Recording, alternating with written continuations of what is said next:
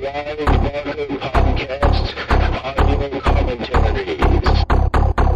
Thanks to your generous donations to our Kickstarter funding campaign, Clive Barker Podcast presents Fundraiser 8 Sell.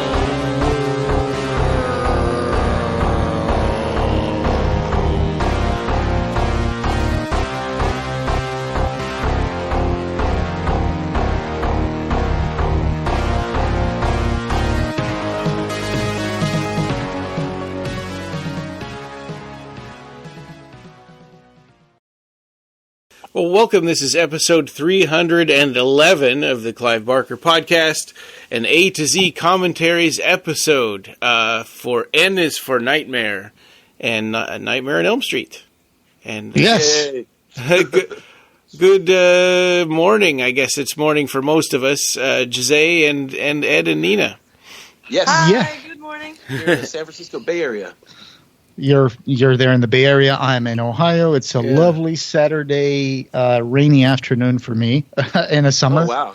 Yeah, it's raining be a hot here. one for us. It's in the 60s. 90, at least 90 for us. Oh, 90. wow. Ah, I miss that. Yeah. I miss that. I miss that Fresh California in the water weather. from the bird feeder. You know, I've been putting out water and bird seed for the birds on my patio, and sometimes I look outside and, you know, there's squirrels, there's all sorts of blackbirds and sparrows and robins. Wildlife.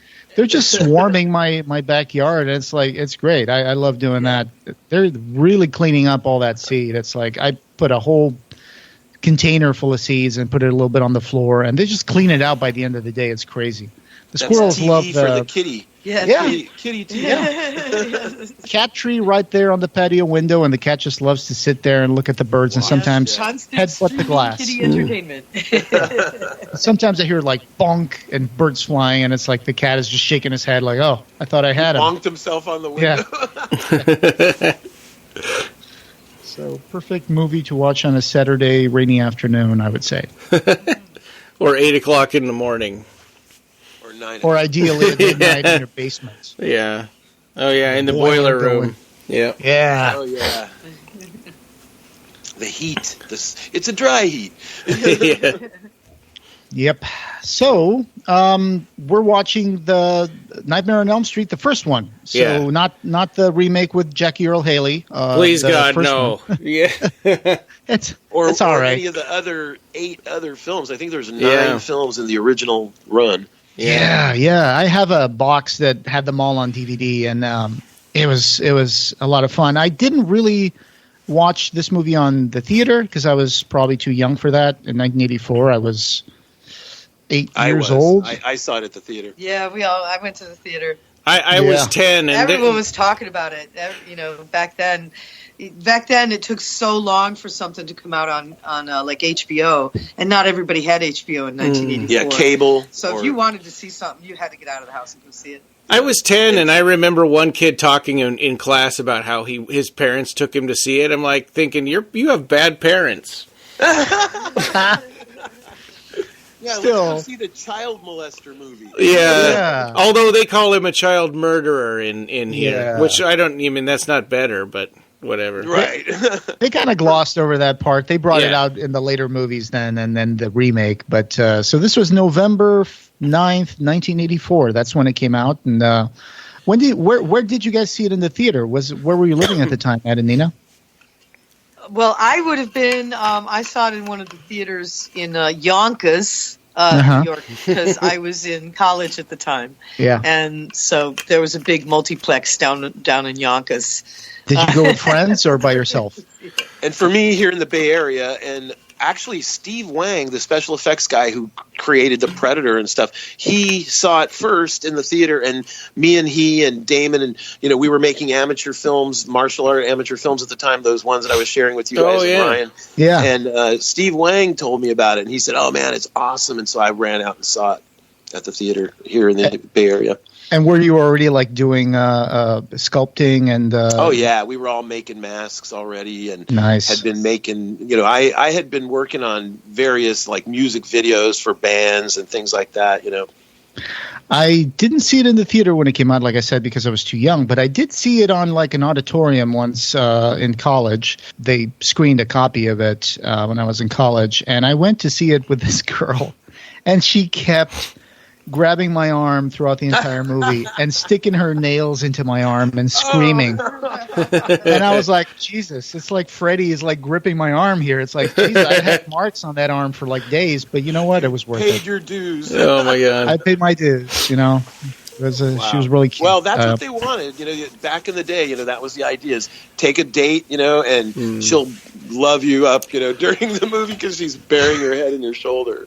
You know? I know. I was like, I thought this thing only happened in movies, and yet here I am with her like grabbing my arm and sticking her nails into my arm. I was like, okay, wow, you know, you got to work for it. That's the real Hollywood movie experience, you know. Yep. So, and it's for Nightmare. So, Clive Barker, of course, this is one of his selections in the book, and he has a whole chapter for it on page 132. And there's a lot of stuff here. It's mostly about the films of Wes Craven. So it's basically the whole chapter is about the films of Wes Craven. And there's a lot of little connections, right, between Hellraiser franchise and the Nightmare on Elm Street franchise, which we'll get into as we talk about it. Little connections made with people who worked in both movies and actors and all that stuff. Pretty cool. Yeah, at one point we were going to try and make Freddy and Jason, you know, fight Pinhead. Yeah. At one point, right, when they were thinking about making that Jason versus Freddy, which took years and years to become a reality. And it's rumored that one of the drafts at the end of it, and spoilers, they were going to have Pinhead do a little cameo so that they could tease a new sequel where the Pinhead would be in it. Yeah, so when both monsters fall into the lake, and in the regular movie, you see Jason come out of the lake afterwards holding Freddy's head, and the head looks at you and kind of winks, ha ha ha. But in that draft, they were supposed to fall into the vortex, into the lake, like light vortex, get sucked back into hell, and all of a sudden there would be darkness, not a peep, and then all of a sudden both monsters would stand up, Jason and Freddy, they would get ready to get back right at each other, and all of a sudden these chains would shoot out from the darkness and hold them back, and then you would see this like brightness appear, and Pinhead would walk in and say, "Gentlemen, what seems to be the problem?" And I was like, "Oh my God, that is so terrible." Oh no, it's good. Oh my God, that's so corny. Well, you know, Pinhead. It totally that ruins. I mean, if they want to screw up those other characters, fine. I don't care. It would have been just so hard because feelings. Yeah, you know those stories where everybody says like, "Hey, man, you know when your franchise gets to like 9, 10, you know, sequels, and you go to space, you know, that's the end." You know. Well, it wasn't the end. No, I know, but I'm just saying that, you know, in the fandom out there, right. Then all bets are off, and they can do whatever they want and make a Cenobite rap group and stuff. Yeah. Okay, I guess, you know, a lot of people are like, well, you know what, Freddy is very whimsical and he makes a lot of jokes, but it's like it didn't really show up that way until pretty much the third movie, right? Yeah. Right. I mean, that's the MTV movie. Well, I love it in this movie because it's he doesn't, in the sequels he'd be like, "So you like roller skates, do you? And here's 1,000 roller skates," or you know, but in this one he would sort of subtly take over their dream and lead them into his boiler room. And it was creepy and you know, and it's way different in the later movies.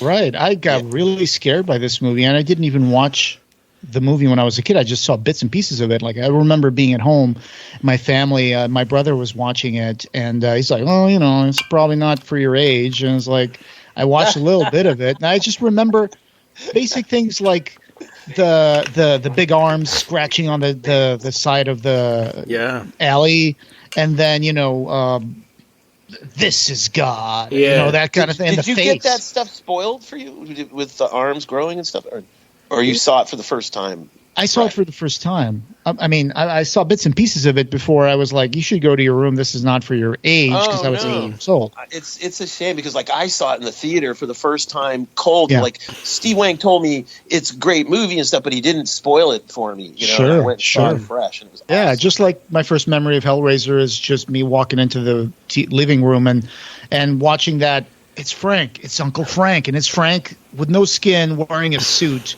talking to Kirsty. That was one of my first Smoking memories. a cigarette. Yeah.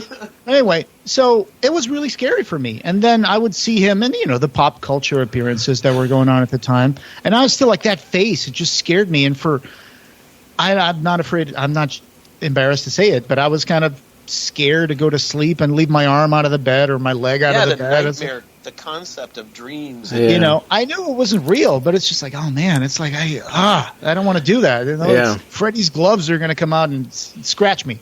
So, I mean, our own nightmares, our real nightmares that we all have, are bad enough as it is. Yeah. Yeah. Well, and and we'll get into those. and this idea that you can never go to sleep again. I mean, Freddy really paints you into a corner, right? Where it's like Absolutely. you there's not. Yeah, you're damned if you do, and you're damned if you don't. But anyway, do you guys want to get started and play the movie? Yeah. I'm Let me. just having to check. Ryan, you're watching the Blu-ray. I'm watching Yeah. it here on my computer, and Ed's watching the same version I Give am. us a moment. We've got I'll it just- paused at there's a little red line that's the very beginning of the New Line Cinema logo.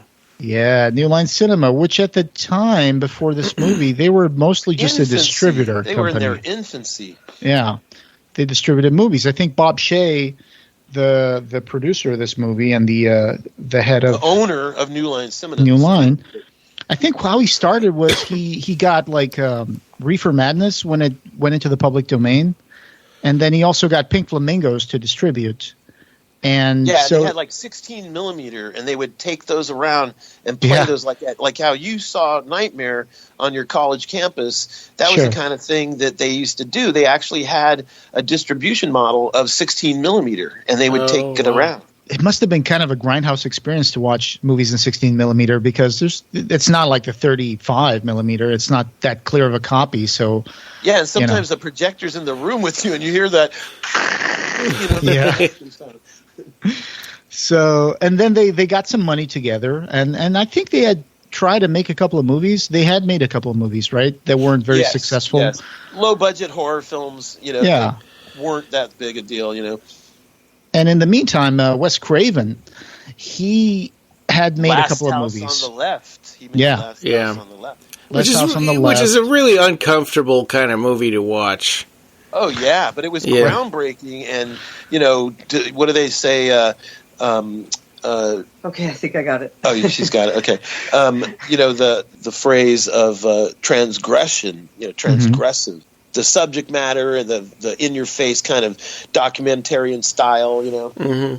Sure, yeah, that adds a lot of reality to it. But he had made Last House on the Left, and he had made The Hills Have Eyes. So he was kind of becoming this horror meister of sorts in the burgeoning horror genre. We're talking about the time period when Nightmare was amongst Friday the 13th and Jason, and Michael Myers and Halloween, and Texas Chainsaw Leatherface. They got some money together, and it was kind of a little troubled production, but they made it work. So for everybody out there that wants to follow along, we're paused at the very, very beginning of the New Line Cinema logo, where it's just a little red line on the screen. Yep. Who wants to count down? You go ahead. All right. 3, 2, 1, play. All right. New Line Cinema logo. The logo that launched 100 epileptic fits, because this thing is so flickery. All right, there we go. I'm sorry, I'm going to spin it down. Turn it down now. Yeah. Yeah, Smart Egg Pictures. So here's Freddy making his glove, right? This is like Freddy's workshop. Yeah. It's interesting that they put it in this little, framed in section, I guess. Boiler room. It's a boiler room. Yeah, isn't it like what's that name? Body Snatchers or no? It's not Body Snatchers. There's one of those fantasy movies that starts with the black line at the bottom of the credits, and then this trailer of the last movie that was made on the top. I forgot the name. Cave Dwellers, maybe. I don't know. Oh, you're talking about like Ator the Fighting Eagle and oh, that's it. Yeah. Yeah, and the Blade That's what it Master. reminds me of.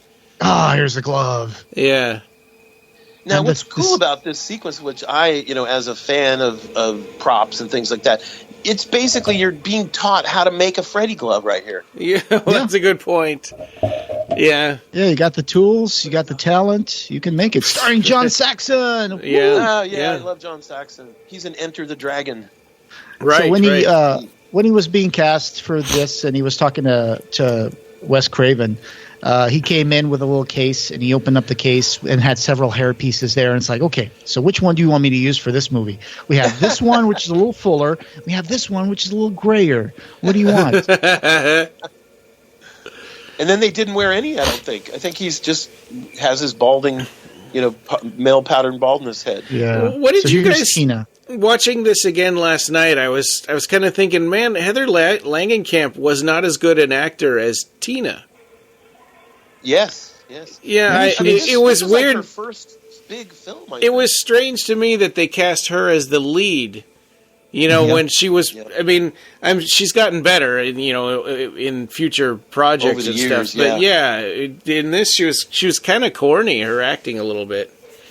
But Tina, you're right. She has such an important role, such an important character that you really had to get a good actress to play that part. Yeah. And it plays a little bit on that Hitchcock thing with Psycho, where it's like you follow this main character for a while, and you think she's going to be the The protagonist, hero and then or whatever. Yeah. Yeah. she just gets killed off. That's a good Yep. point. Yep. I think this was a school boiler room where they shot this, so it was an actual school boiler. Wow. I mean, it's enormous for a school boiler room. Yeah. The one thing I was noticing too is that this movie just throws you right into the action at the very beginning, and then you kind of learn along with the main characters about the history and why this is happening. And I just love the way that Freddy shows up ripping through that sheet over there. That's At cool. this point, I think I had only known Robert Englund from V, the miniseries. 'cause I Right. did Oh, watch yeah, that he's when I really was a good kid. in that. That character he played in V was kind of a breakout role for him. Before that, nobody had ever really heard of him, although he'd been in lots of films. He'd been a heavy or a drug addict or, whatever in lots of other films. But yeah? V was where he got a broke out, role. Yeah, I don't think I've seen any of his early roles. I just saw V and then this and a few other movies after that. But Tina's Dysfunctional Family. Yeah. You got the crucifix lit Yeah. up in the back there. You either cut your nails or you quit that kind of dreaming. One or the other. One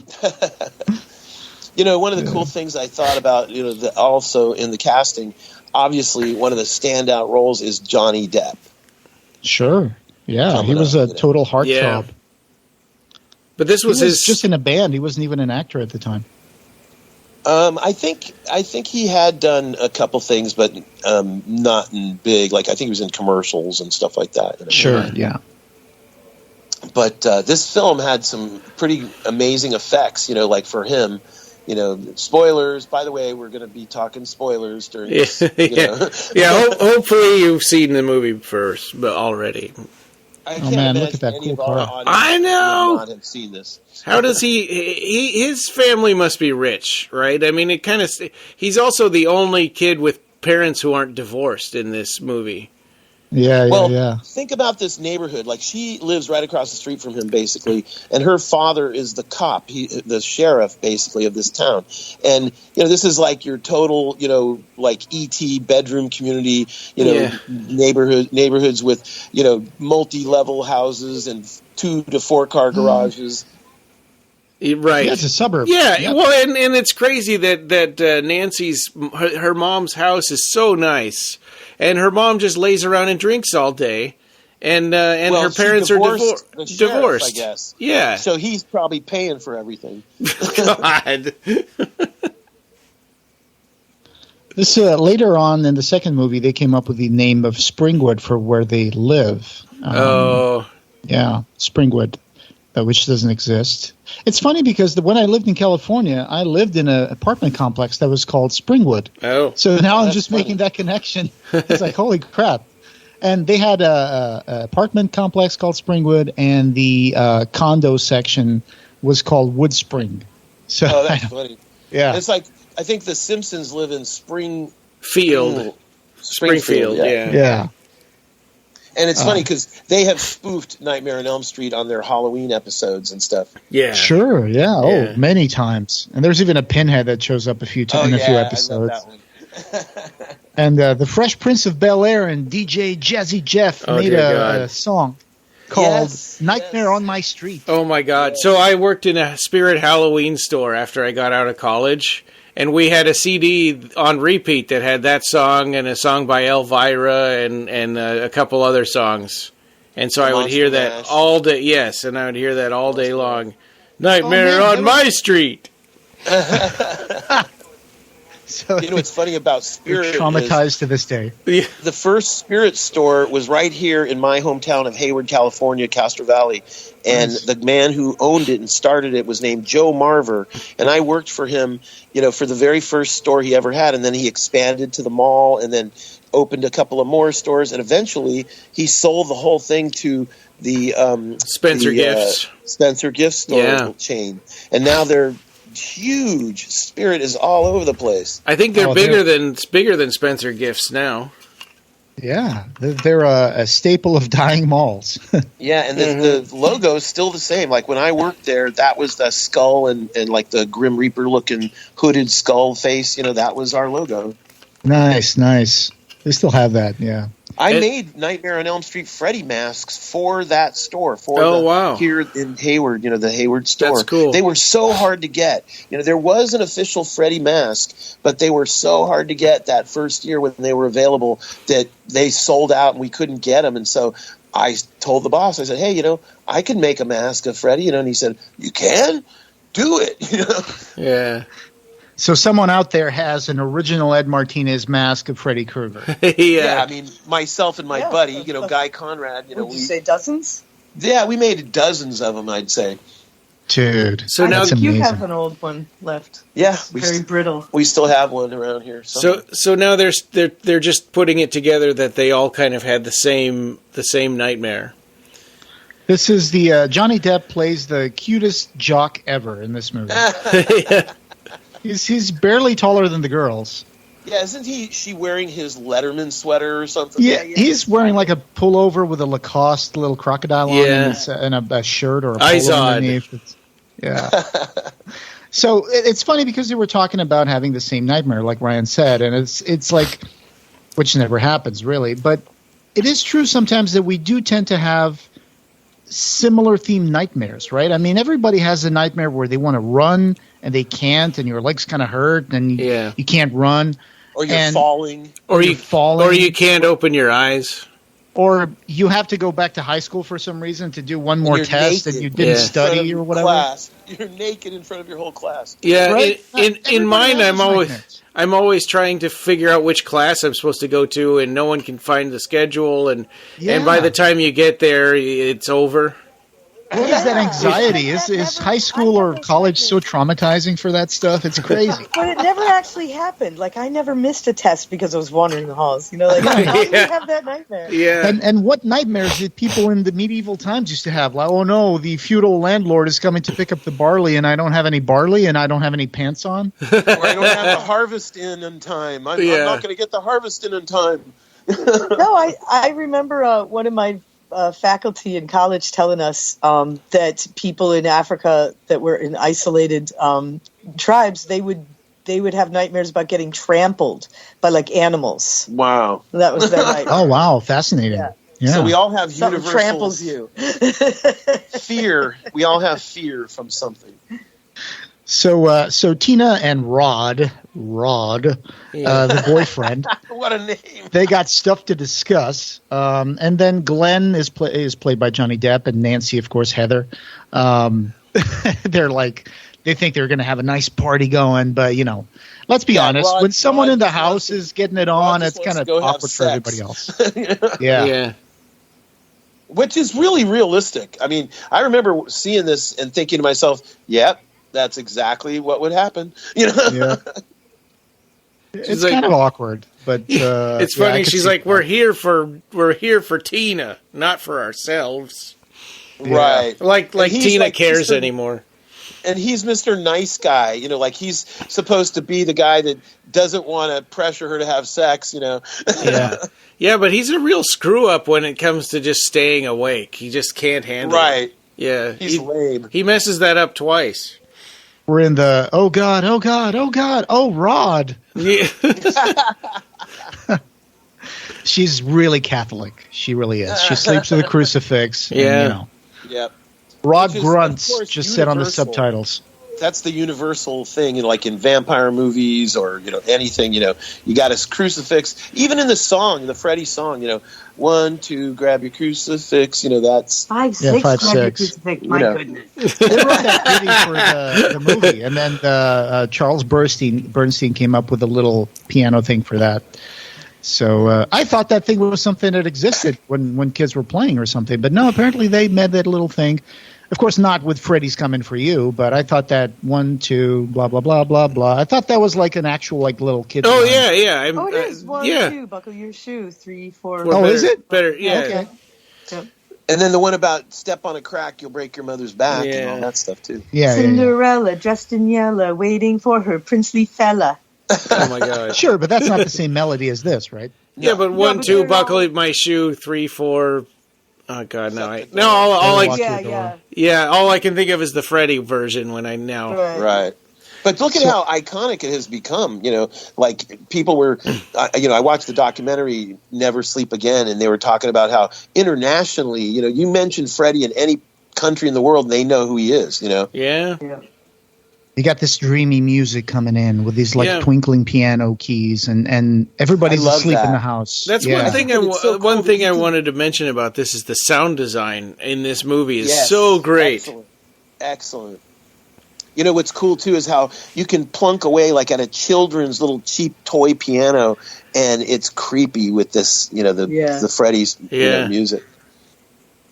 So at this point, we're entering the nightmare world. Yeah. And Tina just heard a pebble clatter against her window. Right, and Yes. the previous nightmare, she was wandering through a boiler room, so we don't know as an audience right now that she's in a nightmare. It'll take Yeah. a little bit to kind of figure it out if you haven't seen this before. Right. It's a pre-inception inception. Yeah, Oh, good point. Yeah. Oh, and that Yeah, you know pebble what's just got interesting is- embedded in the window. You know what's interesting is the way that all these older, you know, like 80s and 70s and stuff types of movies would have, you know, like the surrealism as a theme. You know, like for instance, Phantasm, the movie Oh, Phantasm, yeah. where Yeah. you don't know it's a dream or not, you know, and stuff. Yeah. Or you know, episodes of Outer Limits or Twilight Zone or whatever. You know, that concept, that dreamy, Yeah. weird surrealism of the way you make a story. You know. Oh, man. And here's that scene where you see the wall deform. yeah, and the like, sound on it is so cool. It's so creepy, and this Yeah. is he doesn't go after her because of the crucifix, right? Is that why that's why he moves on to Tina? I think so. Yeah, I think yeah. that's what it is. Yeah. And she puts the crucifix back on the wall. Yeah. And, Have faith. you know, she's protected now. But she's, of course, also dreamy. Faith, You know what's faith, cool the about faith. that? You know what's cool about that effect is guess how they did that? Spandex? No, it's a material called dental dam. It's a thin sheet of latex that you can buy, Oh, and really? you know you can stretch it and do that. You know, like there's been a couple of Freddy films where they've done that. You know, like they built a gigantic body. And they made Freddy's chest, like he pulled his shirt up, and you could see all these bodies of people and faces and stuff, you know, embedded in his skin and his face, and they were moving and opening closing their mouths and stuff. And they used that dental dam material for that too. This gigantic body of Freddy. Awesome. I love soul food. Oh God! Yeah, the pizza. Okay, so Tina's going outside, and this is the part this was like the first shot I ever saw of Freddy, which is the first shot of Freddy in the movie, with the arms, right, with the long arms. Yeah. Well, it's but besides the first dream that Tina had. Right. Yeah. Oh, yeah, you're right. At the so beginning. that's not the first show. Very It beginning. was the first one I saw, though, on TV. It was like, what the hell is this? Well, Yeah. that is such a surreal, strange dream, nightmarish type image that, the people who were making the film thought, like the practical effects guys thought, I don't know if this is going to work. This looks kind of cheesy. And, like the way they had to do it, of course, because they were on such a low budget, was they used like fishing pole type rigs with wires. And, they were up on top of this was actually shot, like in an alleyway between some houses, like the garages and stuff of houses. Yeah. And so they were up on top of the roofs of the garages, crew members with these poles. And they were actually physically making the arms, extend. Yeah. Yeah. He's chasing her now. He's chasing her, and he just did "This is God." Yeah. And like the makeup is so good. It's so scary. Yeah, and the way he's he's gonna cut his fingers. He's popping out in the shadows, and surreal. It's so surreal. Because that's the dream nature, right? I mean, monsters pop up here and there, and all of a sudden you're in one place, and then you're in another place hundreds of miles away. You completely. Like I dream sometimes. I'm in my house here in Cleveland, where Wes Craven is from, and all of a sudden I walk through a door and I'm back in Portugal, and something else is going on. I was like, wow, when you wake then up, you turn like, around and you're in Nevada. Yeah. Oh man, you see those peacocks on the wall? Those metal peacocks. My aunt had some of those. Oh God. That's so typical. Like the art direction in this film, is very typical. Like when you see houses and kitchens and clothing and stuff. Dude. Like it's so 80s. They're doing the floating in the bedroom scene she's and up in the air now. Yeah. So good. This was a rotating room, right? Right. Just like 2001, just like Fred Astaire and it's so dance good. sequences. It is so disturbing. This whole sequence. Yeah. I think I might have seen a little bit of this when I In a was like trailer or something. 8 or 9. Yeah, you could tell those police weren't like super weren't really good, diligent at investigating, and like why are there bloody handprints all over the ceiling? I don't know. He killed her with his switchblade. He was big. He was smearing her all over Yeah, the they're scene. not the greatest of cops. Yeah. But when you think about it, after the film is over and you think about it, you think to yourself, like, but wait a minute, maybe they were all part of the murder of Freddy, and a lot of the people are, like her father and everybody, are just trying to sweep it under the rug because they know they're guilty, and they are blood. the reason why Freddy is killing their children. Well, it's an interesting premise that because it's like it's supposed to be this sins of the fathers thing, passing on to the children. But at the same time, what they did, was it really that bad? I mean, they were just trying to protect their kids. Right, and you're a parent. Yeah. Yeah, I mean, I think that, if... To you and your child, it's like, Yeah, well, and the kid and Freddy did get arrested first, so it's not like they were just, they're just a mob of vigilantes. I mean, they trusted the law, and the law failed. Guys, it's distorting a little bit. Place, or somebody didn't give him his rights or whatever, and so he got away. Someone put the signature in the wrong place in the form. Yeah, which come on. I mean, it's a search warrant. I'm sure it's fine. It was signed by the judge. I think it speaks to when you become the evil, you fight. Yes, exactly. Yeah. Thank you, By Nina. becoming the evil the parents fought, they released the evil into the world. Yeah. Or it's like either if you become, like when in superheroes, like in Marvel and stuff, if you become a killer as a superhero, then you become just like your criminals. When you look into the abyss looks back at you. Yeah, but I mean, at the same time, like, what choice did they have? Right, but look at the curse that they are now suffering because of it. It destroyed their lives, all of them.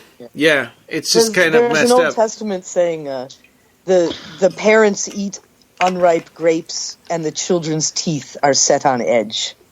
Yeah, this is like the sins of the fathers, right? So it comes back to haunt them. That's the trope or the theme used here. And of course, let's not forget that, Freddy made a deal with demonic forces, which comes later in the franchise. But they didn't say that in this part, though. Right, they didn't. But you know what? Robert Englund himself has a quote of saying, he was burned alive.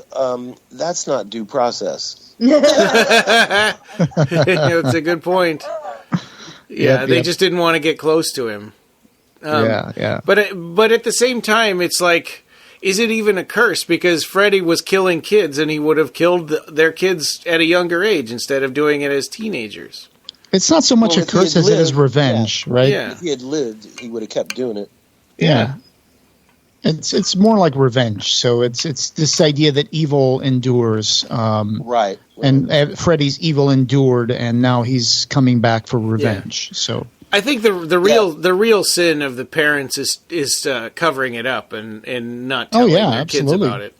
I mean, their that's suburban life is totally fake. It's a facade. I mean, you see Nancy's mom is in Vegas with her boyfriend. Dad's an alcoholic.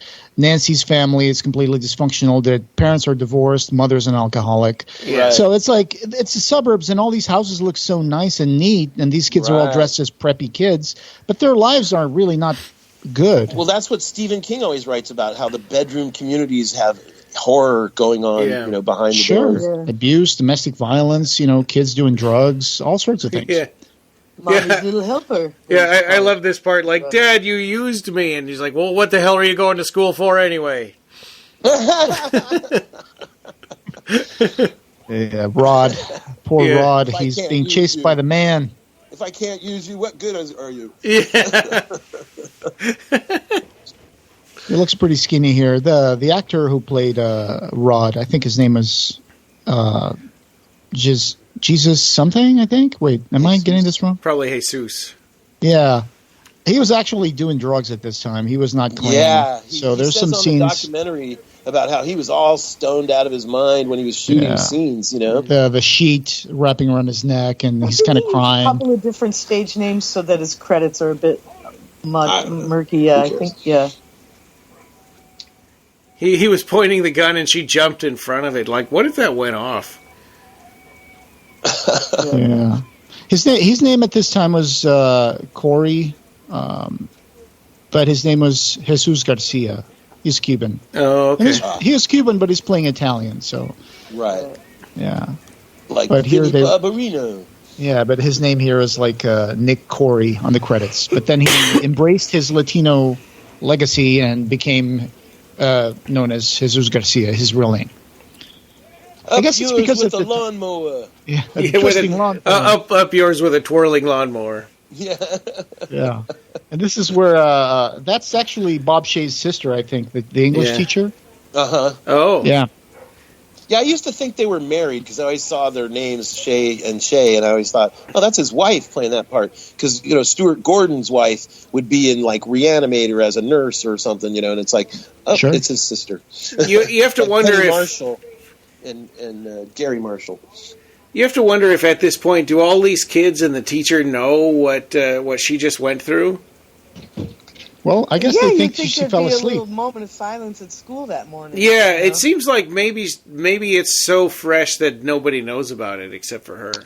Well, I think is before Columbine and stuff, so they didn't necessarily have counselors at schools, and they didn't necessarily have a moment of silence or any of that sort of thing. And these kids aren't going to read the newspaper in the morning before they go to school necessarily. Yeah, I mean, you remember Twin Peaks when Laura Palmer gets killed, and they are still in school the next day, and the message comes in, and they let them go home, and but it's like they don't. There's the body bag scene. Yeah, it's usually just one class. Oh, there's the body bag scene. That is so creepy. Oh, that is creepy. I love that body bag scene. Oh, my God. That is another one of the haunting scenes that I saw as a teenager that kind of stayed with me. Yeah. I mean, the body bag in this one is actually a translucent body bag, right? You can see blood through it and stuff. That's not the way real body bags are. But it looks better in this movie, in this context. Right. Because it's creepier. You can actually see a dead body in there.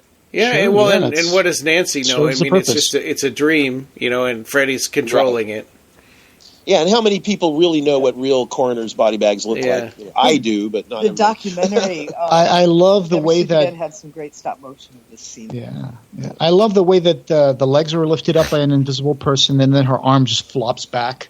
Yeah, right. Like an invisible somebody is moving it. Hall monitors. Yeah. That's an American that thing. woman that plays the hall monitor, and she ends up with the Freddy sweater and that dream sequence. She goes to conventions like Monsterpalooza and stuff, and sits behind tables and signs autographs and stuff. Wow. And she has this little tiny part. Yeah, she's like in it for literally like 20 seconds. Yeah. It's like Eileen. No Dietz, running in the hallways. Eileen Dietz from The Exorcist is same thing with her. Like, she's only in the film for like flashes, with the white and black makeup on, So you can see that her sweater is Freddy's sweater, but it has solid red sleeves.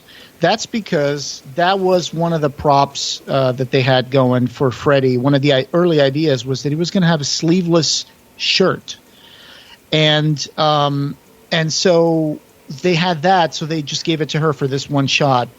And that's why she was wearing another shirt underneath to make up for the missing sleeves. Yeah. And it was a red shirt, so that's why her sleeves are don't have the stripes on. But anyway, I don't think it would have worked. Where did you find that out? I've never. Well, in the Never Sleep Again deleted scenes documentary. Yeah.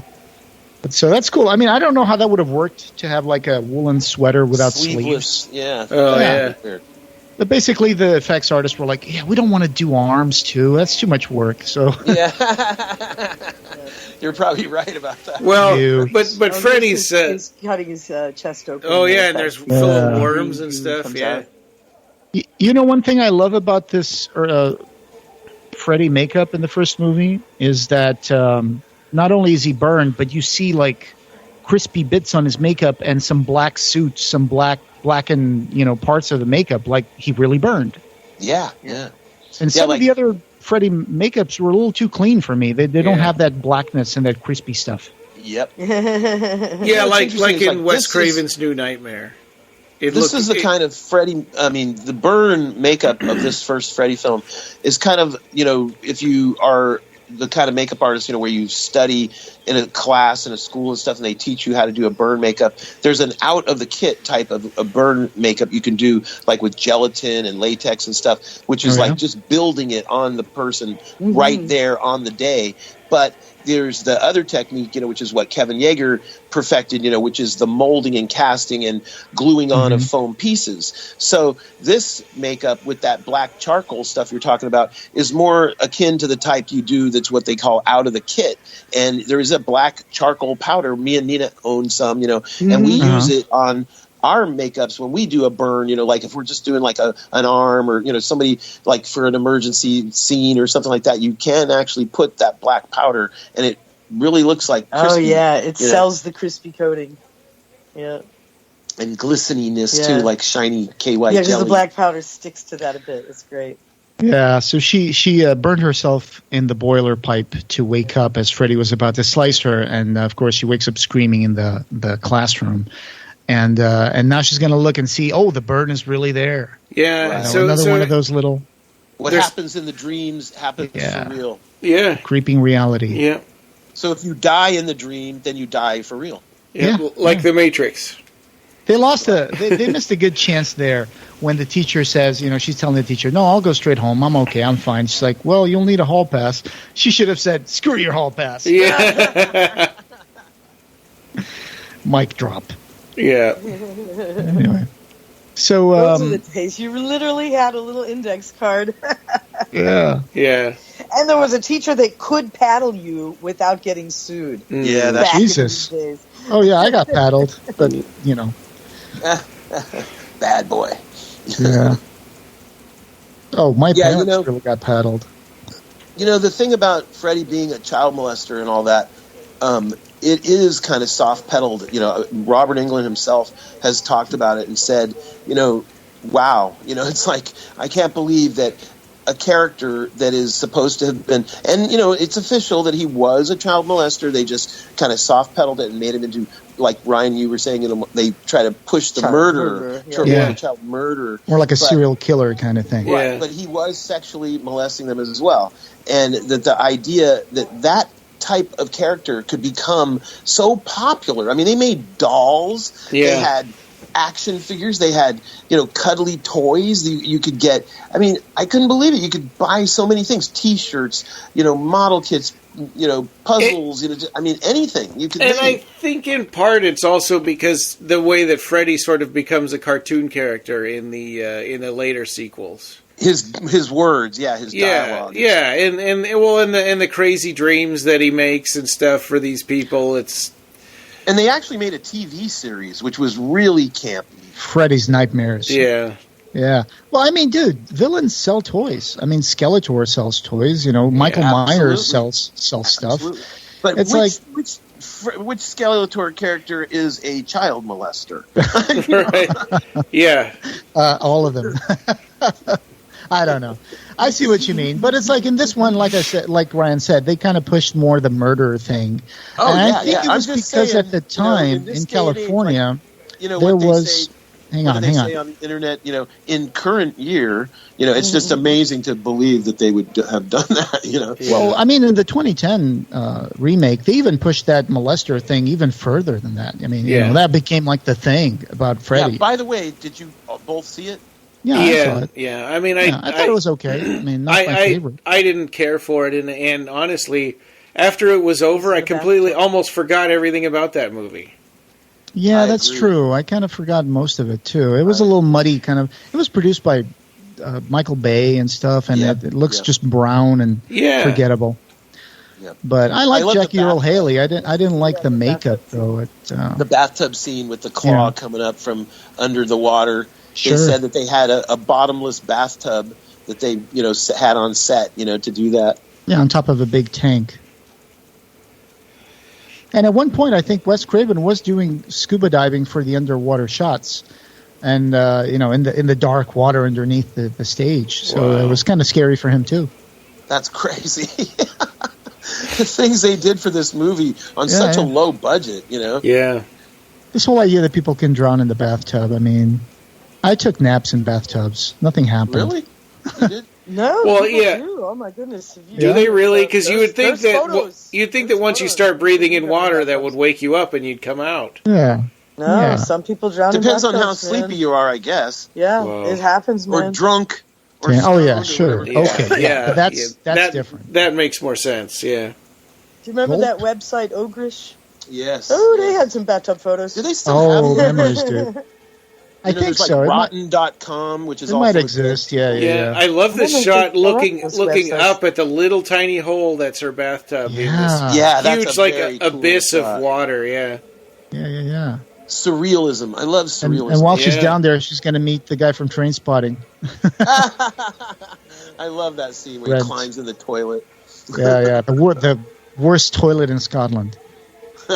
And Sam Gamgee gets pulled up into Frodo's boat. Yeah, that'd be great to do this sequence and edit it in with all kinds of other shots like the that. Fan edit. Oh God. Yep. The piano sinking from the piano. Yeah. Oh, deep cut. The piano. Now there's a movie. Harvey Keitel. Yeah. Another anecdote about this rotating room. The bedroom scene. With Tina and all that. They had a tremendous destruction. A horrible accident happened. Did you hear about that? No. What accident was that? When they were filming, there's blood, that comes shooting out, of the bed and stuff, when they do the rotating room sequences. Yeah, we haven't gotten to that one yet. They had all the water made the whole set that rotates shift. The weight of the water made everything. Lights exploded. The whole thing shifted. It got electrocuted. Like the guy that was pouring the water, the water got in the lights. But we'll bring that up when that happens. Okay. Yeah. So now they're watching Evil Dead. No, it's Evil Dead. Yeah. And and the reason that's in there is because in Evil Dead there was a poster for Last House on the Left on the wall in the basement. Oh, cool. So it's kind of a little back and forth between Sam Raimi and Wes Craven. Huh. Yeah, it's an in-joke where they always, like in the basement in The Evil Dead, there's a torn, like Last House on the Left, or it might even be the Hills Have Eyes or something. Oh, that's right. It was The Hills Have Eyes. It wasn't Last House on the Left. But it's a Wes Craven film, and you're right. And they do a little back and forth, with each other doing stuff like that. Were those trellises in houses really a thing? Because it's like it's basically a ladder to get onto your daughter's bedroom. Yeah, Well, I don't. It's not strong Hey, enough. Kolchak used to climb up them. Right, yeah, a real Night trellis Stalker. like that wouldn't be able to hold his weight. Okay, We have gotcha. one right now, actually, in our backyard. You can just buy them at the Home Depot. They're made of a kind of a redwood type of material, but they're very brittle. Sure. Ours has been out in the backyard for a couple of years, and it's already starting to fall apart. Oh, you Yeah, it's definitely break your neck on it. Yeah, they're okay for holding up roses. Right. Sure. We had a grapevine growing on it. Oh my God, she looks at the mirror in this scene and says, "Oh God, I look 20 years old." I wonder, was she 20 at the time? That would be a funny joke. Yeah, she's That's a supposed good to be question. like 17 or 16, Yeah, but I wonder That's if a the good question. actress Heather Langenkamp was 20. Was actually 20. Yeah. Let's see. She was born in '64, and this was made in '87, so she was 23. No, 84. This was 84. released. Okay, so Yeah, she was 20. Oh yeah, she was 20. Yeah. That's funny. That's life imitating art. Or art Yeah. You know, imitating life. they played around with an idea here for this movie where it's like because of all the scares that she was having, that her hair would turn all white by the end of the movie. Yeah. And then they put the wig on her and said she just looked crazy and she just looked weird. And they didn't. So they just gave her a little bit of like The little shock. locks. Yeah. Yeah. Streaks and tips. It's that old like trope that like, oh, someone got so scared their hair went white. They and did it's it like- in Evil Dead too. Ash gets a streak of white in his hair. Yeah. He does. Yeah. Yeah. But I don't think that really happens in real life. So I don't see how it could, right? I mean, it would have to Yeah. grow that way. You can't just, wouldn't Right. just turn. Because Yeah. your hair is dead. Whiteness. Your pigmentation in your hair roots just shocked into whiteness. Yeah. they shock the pigment out of you. Yeah.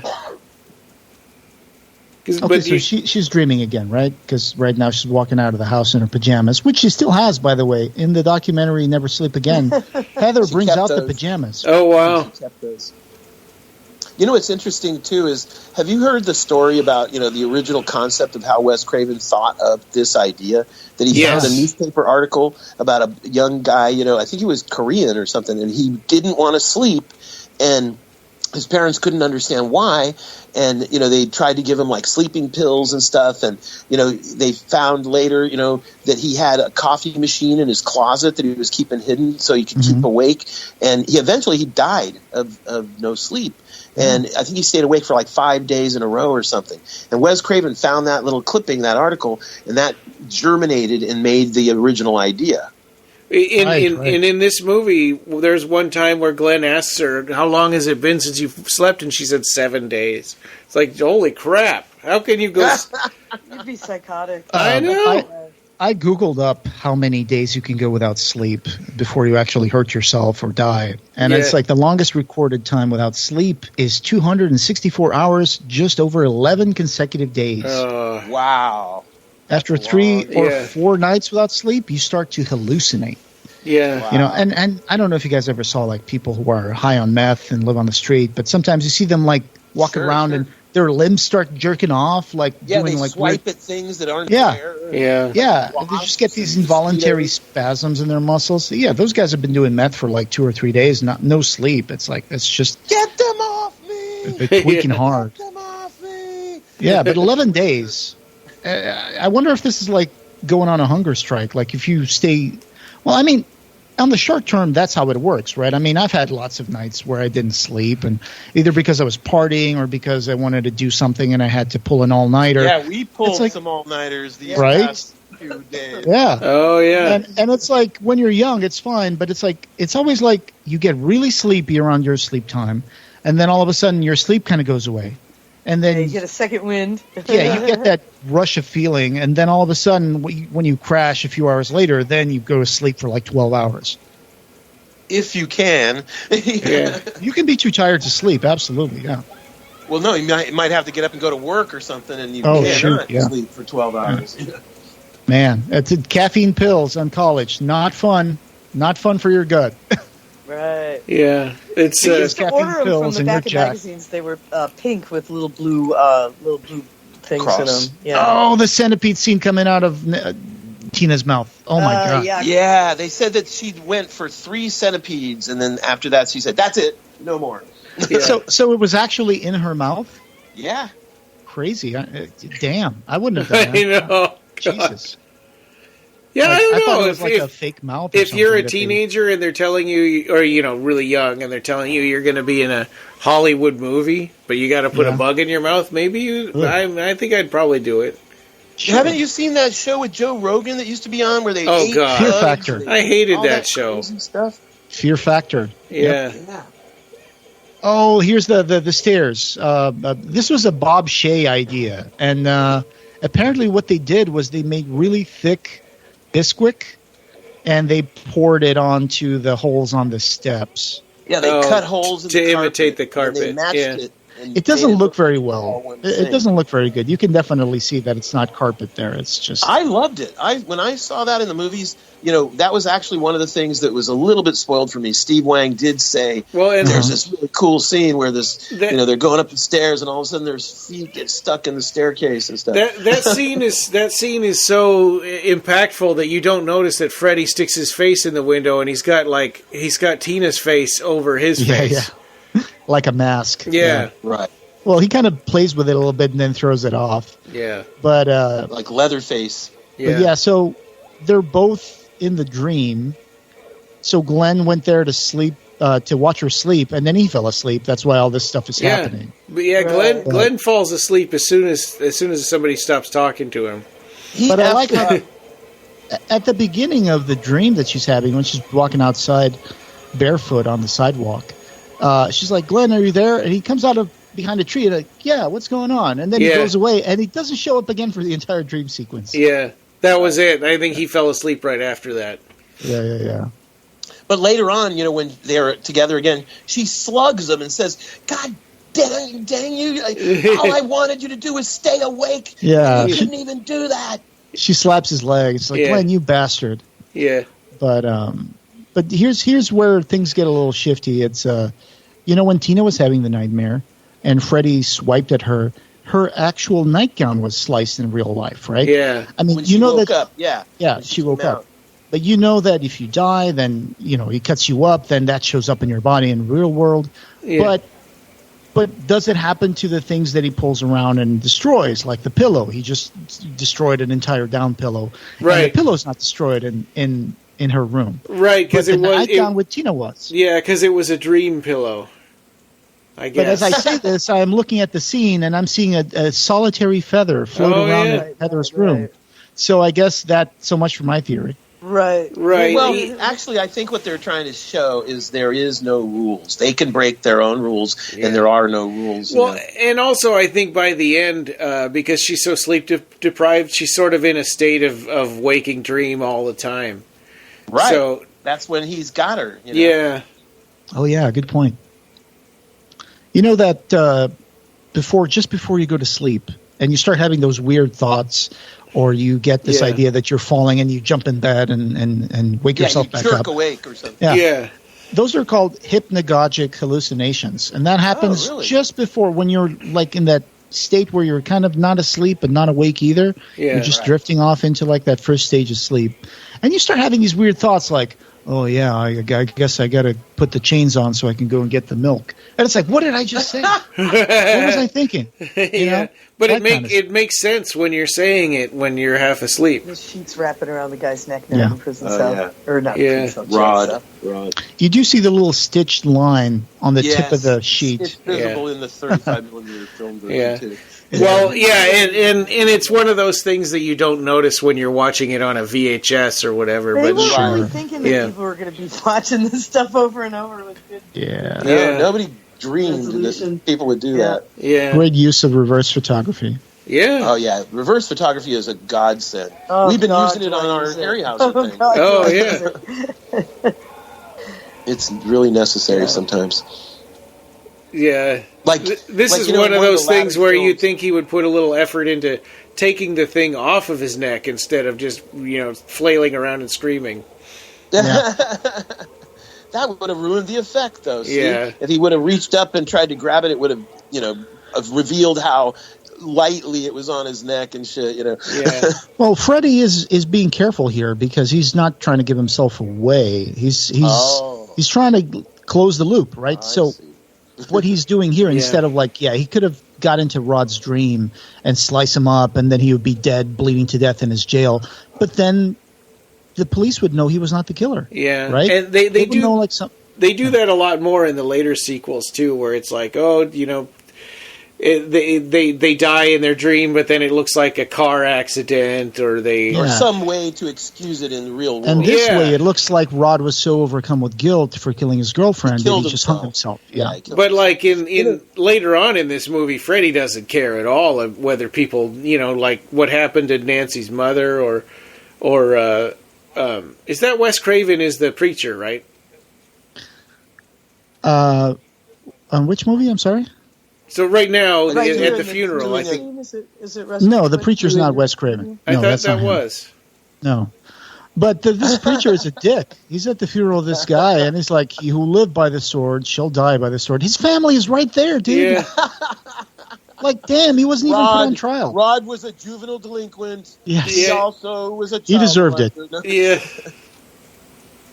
You know what, though, you were going to say about the past, the older Freddy films after this, one of the things that Kevin Yeager did that's kind of a famous effect is, that giant Freddy snake that swallows a girl? Oh, Sure. yeah. One of the latter films. Yeah. Kevin Yeager did that, and that was one of the first things he ever did that was a giant puppet like that. And that was done in reverse. Oh. They Isn't that amazing? tried to do it in forward, and it just wasn't working.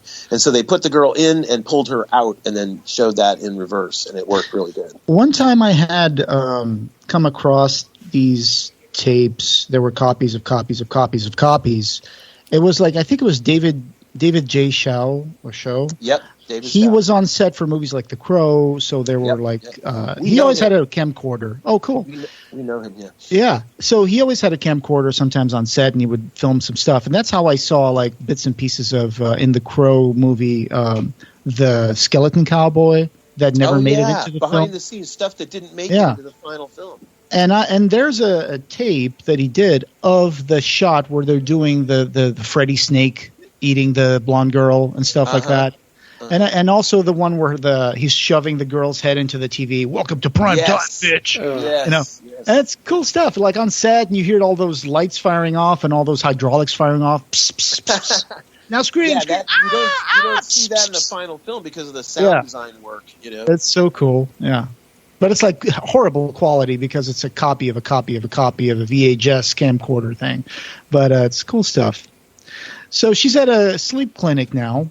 For some reason, they're finally starting to believe that she's having at least some nightmares. I wonder what that electrode on her chin is for, though. I see the ones on her forehead. When you sleep, you drool, so they have to test the drool. Okay, cool. Another weird thing is that, like, all these scientific things like this, like in other movies too, like The Exorcist 2, remember The Heretic, where they would put these electrodes on your forehead and stuff, and then hook you up to some encephalogram, electroencephalogram. And then they could see their dreams. Right, Yeah. supposedly. If you could invent a machine like that, you'd be a billionaire. I know. There actually is some technology nowadays that can actually create images from people's dreams. They're working on it. What kind of thing?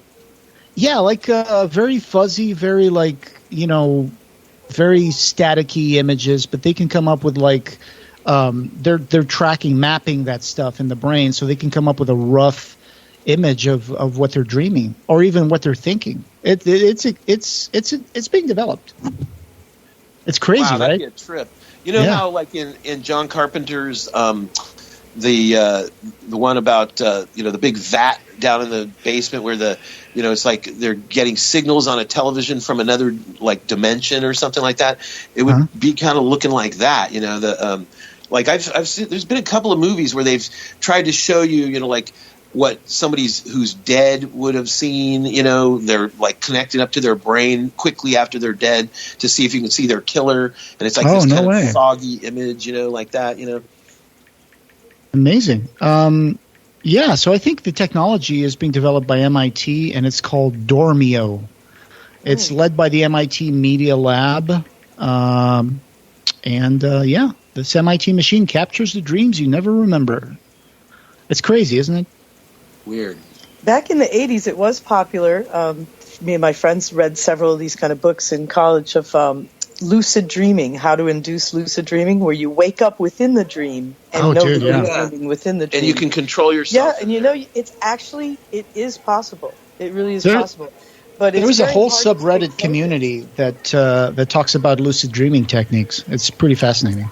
Yeah, in this film they do that. Like she does it in her dreams to fight, to be able to fight with Freddy. Yeah, but I always found that, I would lose my train of thought really quickly. Yeah. Like one of the techniques you're supposed to do is look at your hand and concentrate on your hand for a moment. So focus, and then you can continue, She got Freddy's hat. Yeah, it bugs me in this movie how everybody just sort of throws that away like, oh, where'd you get that from? Yeah. Right.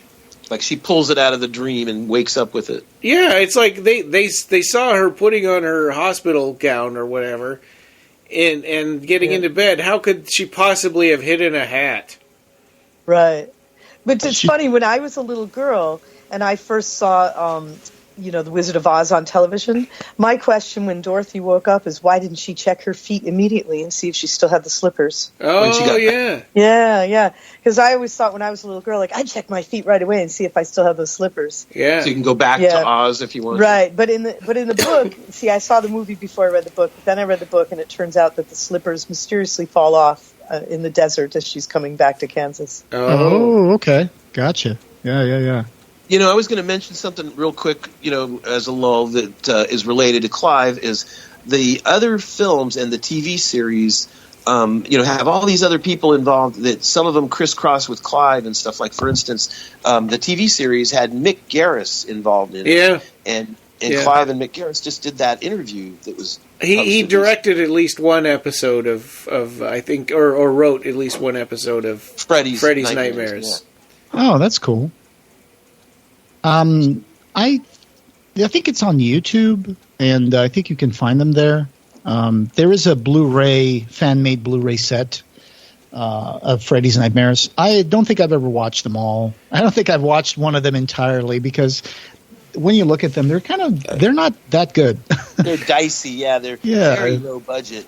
And short. They're only like 30 minutes, And so, like, with the intros and the outros and, the commercial breaks and everything, it was only a half-hour show, but, the actual story is like 15 minutes or something, I don't like this mother. I don't like the actress that plays the mother. She's, I think she's really going at it, like, really straight. She acts spaced out all the time. And it's not just being drunk, though. I mean, it's all the time. I don't know. I don't know what she was going for here, and I understand and her that. lip liner's a mess. There you go. I think there was something going on set with the other actors too, because on the commentary track, I think every time she shows up, they're go like, "Oh yeah, her." I think she could have been a little difficult. I don't know. I'm just kidding, because back when I was during these years, I didn't like that lip liner that she's wearing, but it's very popular. A lot of women did that. And she's still on her pajamas, so it's like, wow, you made your makeup before you made breakfast? Yeah, exactly. Or she never took it off. She wore it all night long. And I want to know where she gets those gigantic vodka bottles, and how can she drink that straight off the bottle at room temperature? Jesus Christ. Ed, when we were first together, I did sneak out and go redo my makeup in the morning to see you. Really, you want to impress you. Sneak out, brush your teeth. That was when I could see, of course. Yeah. Take a monster shit.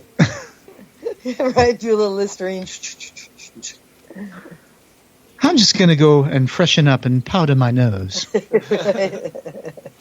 And then you open up a bag full of stuff and you put 20 bottles on the counter. Do you remember Tina's mother? She has a guest. She's a hook. She's out hooring in the local tavern. Yeah. That guy wasn't her father.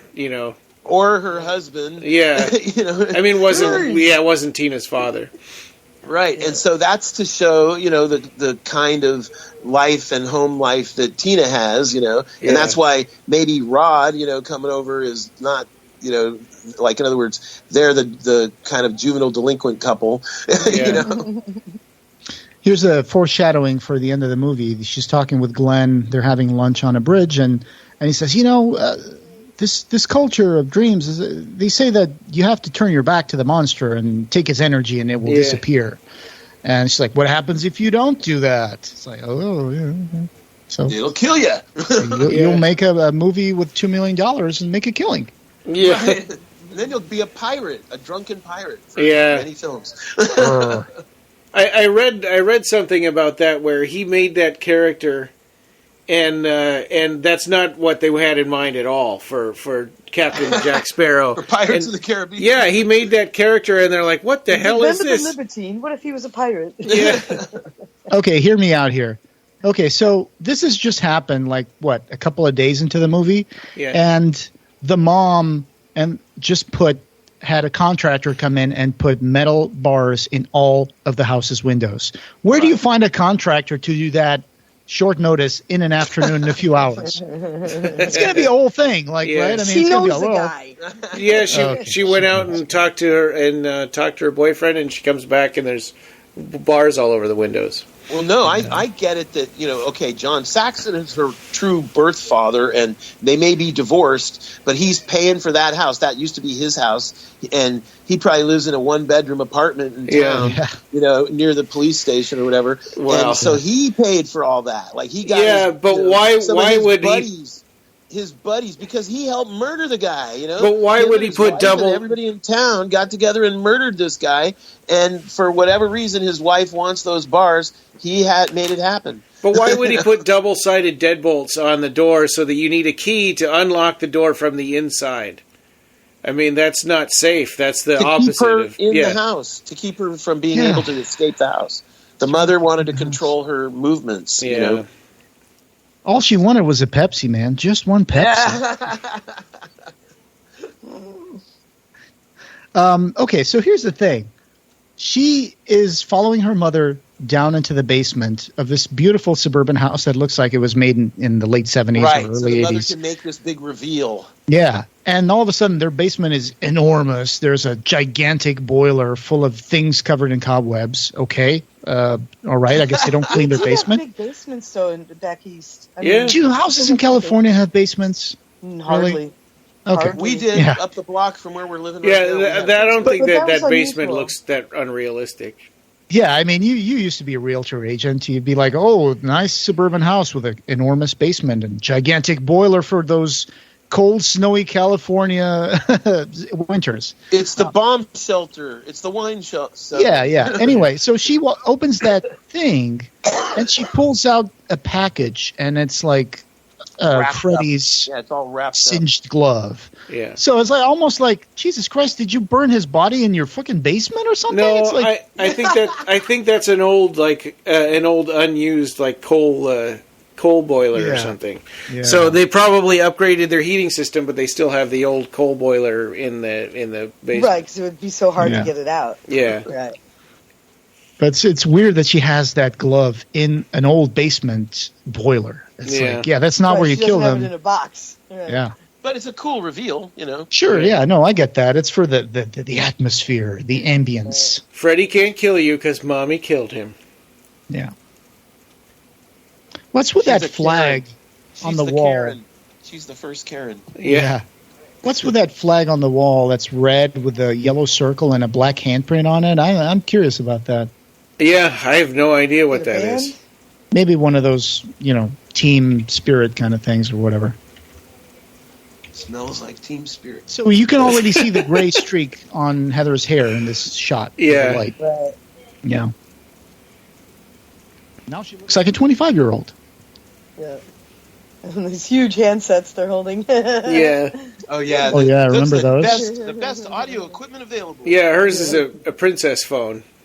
Yes, you too can buy this Sears telephone made out of Bakelite. Yeah. Right. I remember when the phone company worth a lot of money now. When the phone company owned the telephone, and it was and they installed it in your house, and it had to stay with the house. And it went on the wall. Yeah. Usually.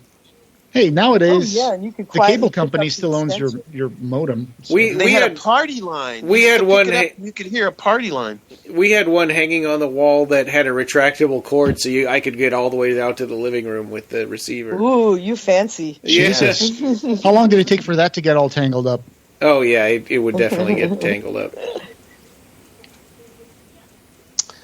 And old-fashioned voice recorders. We had a super long For your phone cord that would actually reach down to the steps of the basement. So when I got a phone call when I was a teenager, you could have some privacy. I could go sit on the basement steps, and we had a big basement. Privacy. But one of the houses we lived in when I was much younger, the basement was the same footprint as the house. It was big. As the upstairs. Yeah, it was big, and it was dry and clean. It had a sump pump. So if you have a sump pump, then you can keep your basement dry and clean. We have a sump pump in our basement. Yep. 1987, that looks like one of them's wearing a rotary phone. 84. So one of them has a rotary phone, one of them has a button phone already. So that's the late 80s is when the button phone started becoming popular? Yeah. Okay. Because I had a rotary sometimes phone the button phones would 90s. still only do pulse, so you would push them and they go da-da-da-da-da-da. Right. Oh, yeah, sure, yeah. Remember the dial-up modems for computers? Beep. Oh yeah, I was big into bulletin board systems. I would dial into. Oh really? Yeah. You were a BBS guy. Oh yeah. I love those tiny TV sets that they have in their bedrooms. Yeah. Oh, yeah. Little portable TV sets. See, you're a rich kid when you have that. Yeah, exactly. Oh yeah, no, for sure. To have your own TV set. You had a Walkman? Ooh, you were fancy. We used to dial the phone with a pencil eraser to save our fingernails. And he's got a Cadillac, red Cadillac that he drives, and there's a red Cadillac poster on the wall back there. Yeah. In his bedroom. Dreaming about the car that he already has. Yeah, and I think that has to do a little bit with, Wes Craven's personal fascination with those. Yeah. Am I confusing this with Carpenter? Does he have a Coupe de Ville?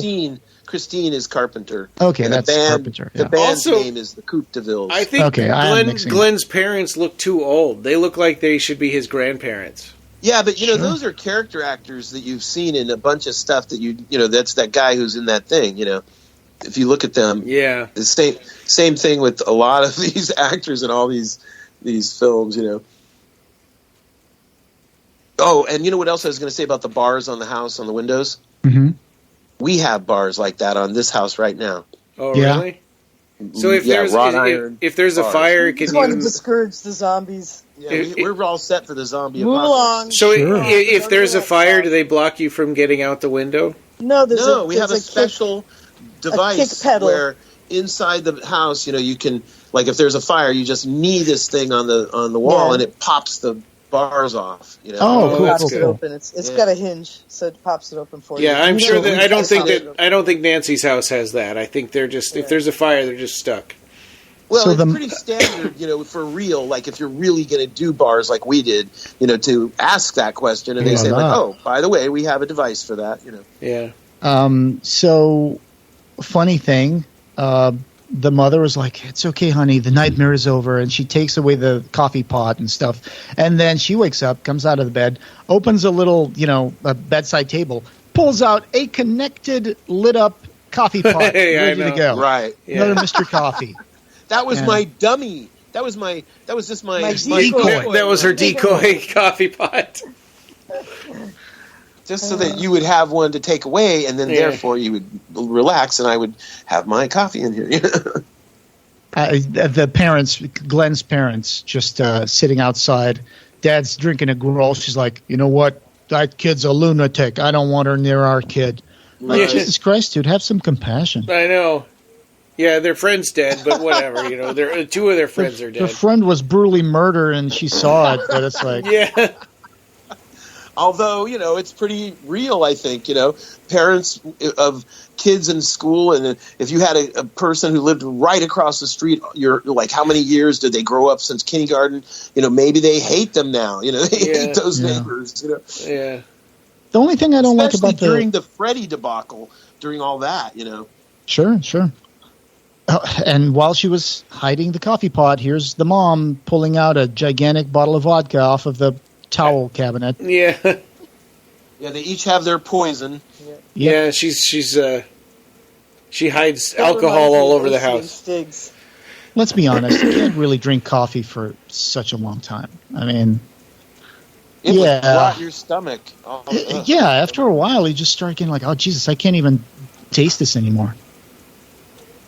Yeah, I'm really sensitive to coffee. The few times in my life when I was a coffee drinker, it used to get my stomach really bad. Yeah. And then you experience what you call diminishing returns when you try to stay up for more than 2 days. Yeah, if you're pushing for a deadline and you're trying to use coffee or stimulants or something, then you start making mistakes and you start ruining things. It's like we kind of had stuff like that happen with our Harryhausen project where, we were just didn't have enough time. We were pushing ourselves too much, staying up too late, and made mistakes, So Clive Barker said about this, he said, unlike the standard slice and dice, which implies that the only consequence of orgasm is violent death, A Nightmare on Elm Street lays the guilt not with the teenagers, but with their parents, whose vigilante past created the vengeful Freddy. Yes. Good point. Good point. Oh, yeah, and the way the phones rang, Jesus Christ. When we got a dial-up phone with buttons, it was so much better because they had, better sounding things than that. Instead of the ring of the telephone with a mechanical bell ringing. Yeah, it was literally two metal bells. You would have the digital sort of. Yeah. So she just pulled her phone off the wall because the phone answered, and all she could hear was Freddy's gloves like screeching on the metal. And she just wrapped the cord around it, threw it on the bed, and now the phone is ringing again. And this is that cool scene that everybody likes. I'm your boyfriend now. Yeah, the mouth and the tongue. And, that was a very inexpensive effect to do, and it was really effective. In high definition, it does kind of look like a toy a little bit. Yeah, but I mean, just as far as if you're involved in the film and you're the pacing and everything, it happens so quick that, if you've never seen the film before, you're seeing it in the theater for the first time, it works. You're just like, whoa. It's like, I've never seen that happen before. Was that some sort of wind-up toy mechanism that they had for the tongue to, like, flick like that?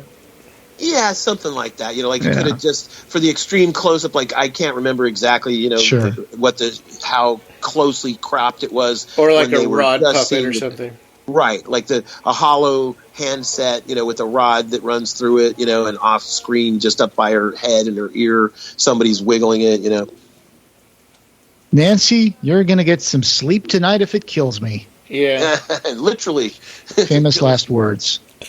You know what? Another really cool thing that I like about this, and Wes Craven talks about it too, is that the anti-personnel devices, and books and things like the improvised booby traps and anti-personnel devices. Right. It's the little Home Alone sequence in the movie.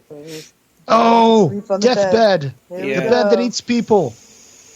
Yeah, that's a great effect. Everything goes in there. TV, everything, even the sink. Yeah. Stereo. That's a great effect. Yep. Oh, here we go. Splosh. Yeah. Yeah, and there's the blood effect. Getting in the ceiling. Yeah, it's a little watery, but cyclone of blood. And so in this scene, obviously, Freddy's not trying to hide the fact that he killed this kid. No, you don't need a body bag. You need a mop. Yeah, but it's like, how are they going to explain it? It's like, what happened? Like a psychic, physical force just exploded this kid's body, or what? Yeah, right. They can't. Little bit of trivia: that blood is cousins with the blood that shows up in The Shining. Oh, because of the volume and the liquidity of it, they need such amounts that they had to use a kind of a watery formula. I guess you guys had missed a joke there. Oh. Yeah. Oh, I said that blood is cousins with the blood that shows up in The Shining. Cousins? Yeah, they have family reunions. Okay, never mind. Moving on. But there was a point when you were talking about the fact that when they were pouring the blood, that shifted the screen. and it rolled Well, back. it shifted the set. They were using Yeah. the Yeah, rotating the weight set. of it. Yeah. You see that a little bit because when they show the last shot of that, you see the sheets are leaning to the left side of the screen, and the drips are leaning to the left side of the screen, and you also see the blood is all, puddling up on one side. So you just see a little bit of that. But it was super dangerous and crazy. Like, I think they say that Wes Craven was strapped to like an aircraft seat type chair that was where the camera, position is. And so he and the camera are not they rotate with the set so that it looks like the upside down effect is only from the water and the person and stuff. But the room seems to be staying normal. You know what I mean? And so when the explosions happened and the lights went out and everything, Wes Craven is strapped to that chair, and all this chaos is going on all around, and the whole set is just in complete darkness now all of a sudden, and it was super crazy and scary, and I don't think anybody was hurt, luckily. I still think John Saxon's wearing a hairpiece in this. He is. John, he has this horrified look that he uses in Enter the Dragon when William's body, he's dead. And he uses that same exact look when Nancy's mother is, when they see her die in the bed. Horror fit, yeah. Yeah, I love John Saxon. He passed away, I believe now. He's no longer. Yeah, only with like us. a year or two ago, right? Right, like I think that was the last member of the original main cast of Enter the Dragon. I think maybe Bolo could still be alive. I'm not sure. Oh yeah, he is. Wait. Okay. Dude, I think I just saw something Bolo on Facebook Ewing. where he might have died. Yeah. I don't know. Like, there's a lot of fans of Enter the Dragon out there, and I know Jim Kelly passed. I know, Bruce, of course, and and John Saxon, and that's mainly the main cast. He was so funny in the Enter the Dragon. He had all his luggage, all these fancy clothes. Yeah. He had to ride in a little sampan. Yeah. Yeah, there was a she's separate doing boat just for the his Home Alone luggage. thing. She's doing the Home Alone thing. Yeah. Where she makes the I booby love traps. booby traps like that. Yeah. Those are awesome. And she makes all those booby traps under 20 minutes because that's what she told her dad to. Where does she get the lumber and like the hinges and the heavy duty, like you build, you're a guy who takes care of homes and real estate and stuff, Ryan. It's like, how would she have put that all together? Dude, where did she get those shotgun shells? Like, does her mom have a shotgun shell? Shotgun in the house still or something, that's Yeah. possible. But the 2x4 or the 4x4 or whatever she rigged up with a giant hinge and spikes or whatever, and I love the sledgehammer thing she puts on the ceiling. It's like whoever tries to walk through this door is going to get fucked up. I think Nancy is an amazing character because through the whole thing, she's not like whimpering or scared or like I don't know what to do. She's always got a plan. And her biggest failing is that she can't convince anybody, not even her friends, to go along with her plan. Like Glenn whatever, They try. Not really. Well, Glenn does a terrible job. I mean, he's just half-heartedly, sure, I'll stay awake. He's just a wuss. He's just bad at it, I think it adds to the horror because if you're being followed by someone who is a real person, then you can say, "Hey, that guy has been following me. Let's find him." And her dad's a cop. As soon as you say, "I saw this guy in my dream," everybody's like, "Yeah, okay, that's not real." But her friends there's also. nothing going on. You're crazy. But Glenn saw it too. I mean, you'd think he would be a little more helpful than he was. Glenn is dead, baby. Yeah. If he ever wants to get to first base, he better stay awake. Yeah, but so Freddy Krueger, let me read a little bit from what it says here in the book. In this part, it's kind of slow. Freddy Krueger quickly became an unlikely cult figure. During the late 80s, he was the screen monster, outstripping such rivals as Psycho's Norman Bates, the Texas Chainsaw Massacre's Leatherface, Halloween's Michael Myers, and Friday the 13th's hockey mask Jason. Teenagers dressed up in Freddy drag for midnight screenings. An American heavy metal rock group released a song entitled The Ballad of Freddy Krueger. Young people in India saw him as the contemporary manifestation of a traditional evil spirit. And they teenagers, made a Bollywood. They made a Bollywood. Really? Yeah. Well, they did a Bollywood of everything. And teenagers in the former Yugoslavia told Freddy jokes. They don't translate well, says Robert Englund. Books and toys appeared, and even had his own anthology TV show, Freddy's Nightmares. Yeah. And then Englund says, I just felt Freddy was the paradigm of the threatening adult. Freddy stood for the savage side of male adulthood. He was the ultimate bad father. It's a sickness where youth is hated. Childhood and innocence are hated. From the very beginning, that's how I saw him. Yeah. Wow.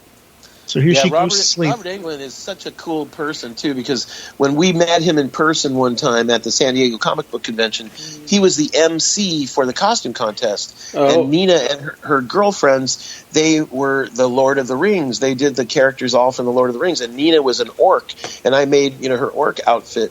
And they won first prize. And all the people from Weta, were right there in the front row, like Andy Serkis and Richard Taylor and all them. Lord of the Rings crew. Yeah, and I had the video camera with me, and I videotaped, and they began a standing ovation. The Weta people started a standing ovation. That is so cool. Yeah, so Freddy was the MC. Oh, that's cool. Happened.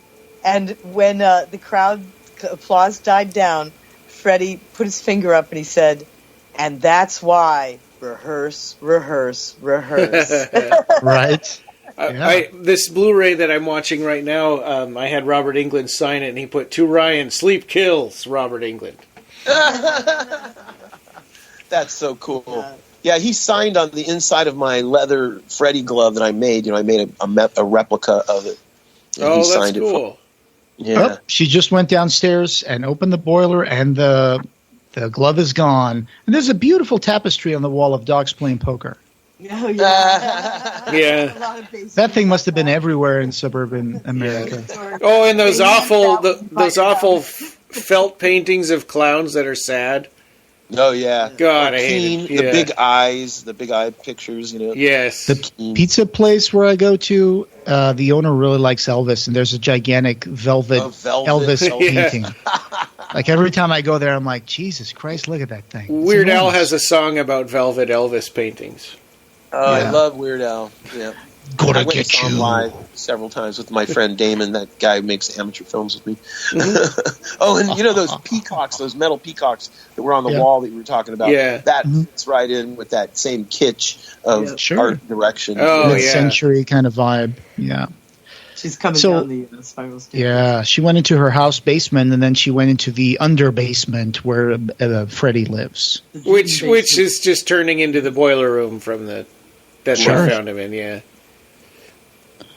Which is a great place, cinematography-wise, to film. You get steam, you get, orange and yellow. And I know, man. It's like Hellbound, right? Hellbound, the basement where the crazy patients are kept. They go into it's the boiler. The basement rooms with those pipes that are sweating and steam and everything.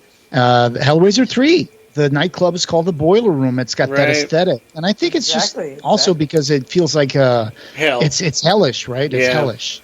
Yeah. You can put fire, you can put steam, and just the other day I was having a slight brain fart daydream, and I thought, wouldn't it be cool to see, after your interview with Doug Bradley, I was thinking about this. Wouldn't it be cool to see the church lady, Dana Carvey's Saturday Night Live character, the church lady, interview Doug, as Pinhead? Well, isn't that special? Yeah. Oh, dude! You know what I posted the other day? I don't know if you saw that, but I found I had this on a playlist that I had saved. Rhonda Shear on USA Up All Night. Yeah, I used to watch her. Doug Bradley dressed up as Pinhead and showed up one night, and they had a whole bunch of host segments where she was talking to Pinhead. I could never watch that show because they had commercials every 5 minutes. Sure. So a regular movie would drag out for 4 hours. And Doug plays it so straight. It's awesome. Yeah.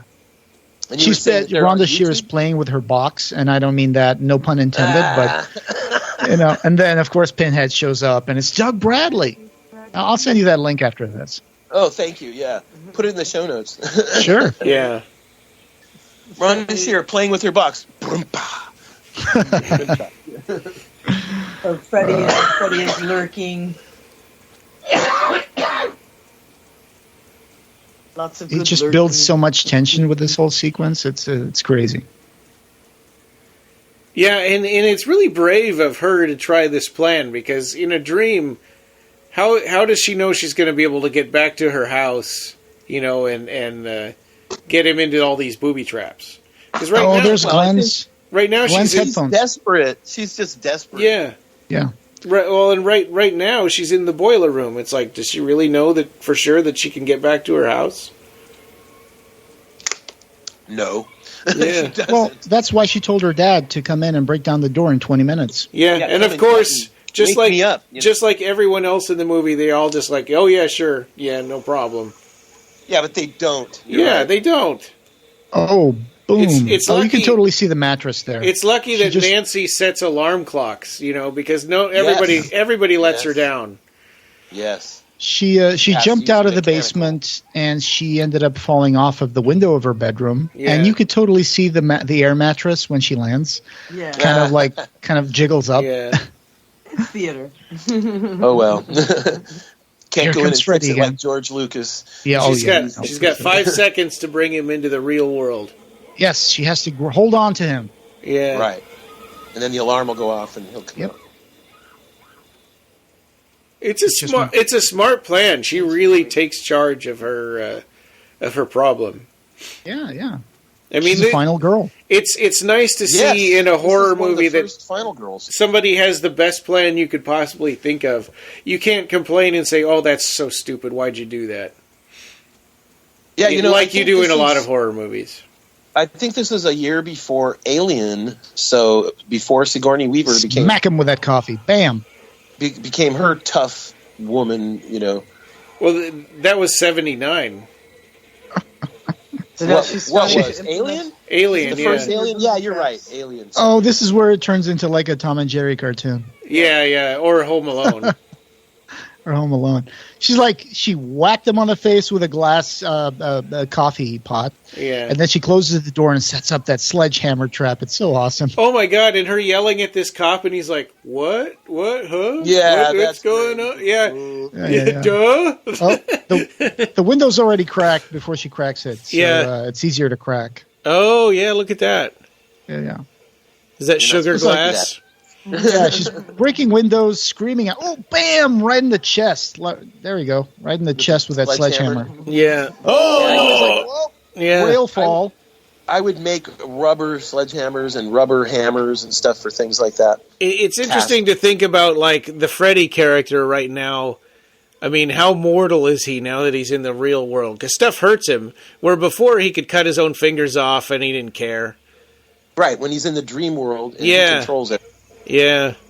And she keeps breaking windows and yelling out, and the cop is like, maybe... he's still, after she's broken her third window, he's still out there going like, duh?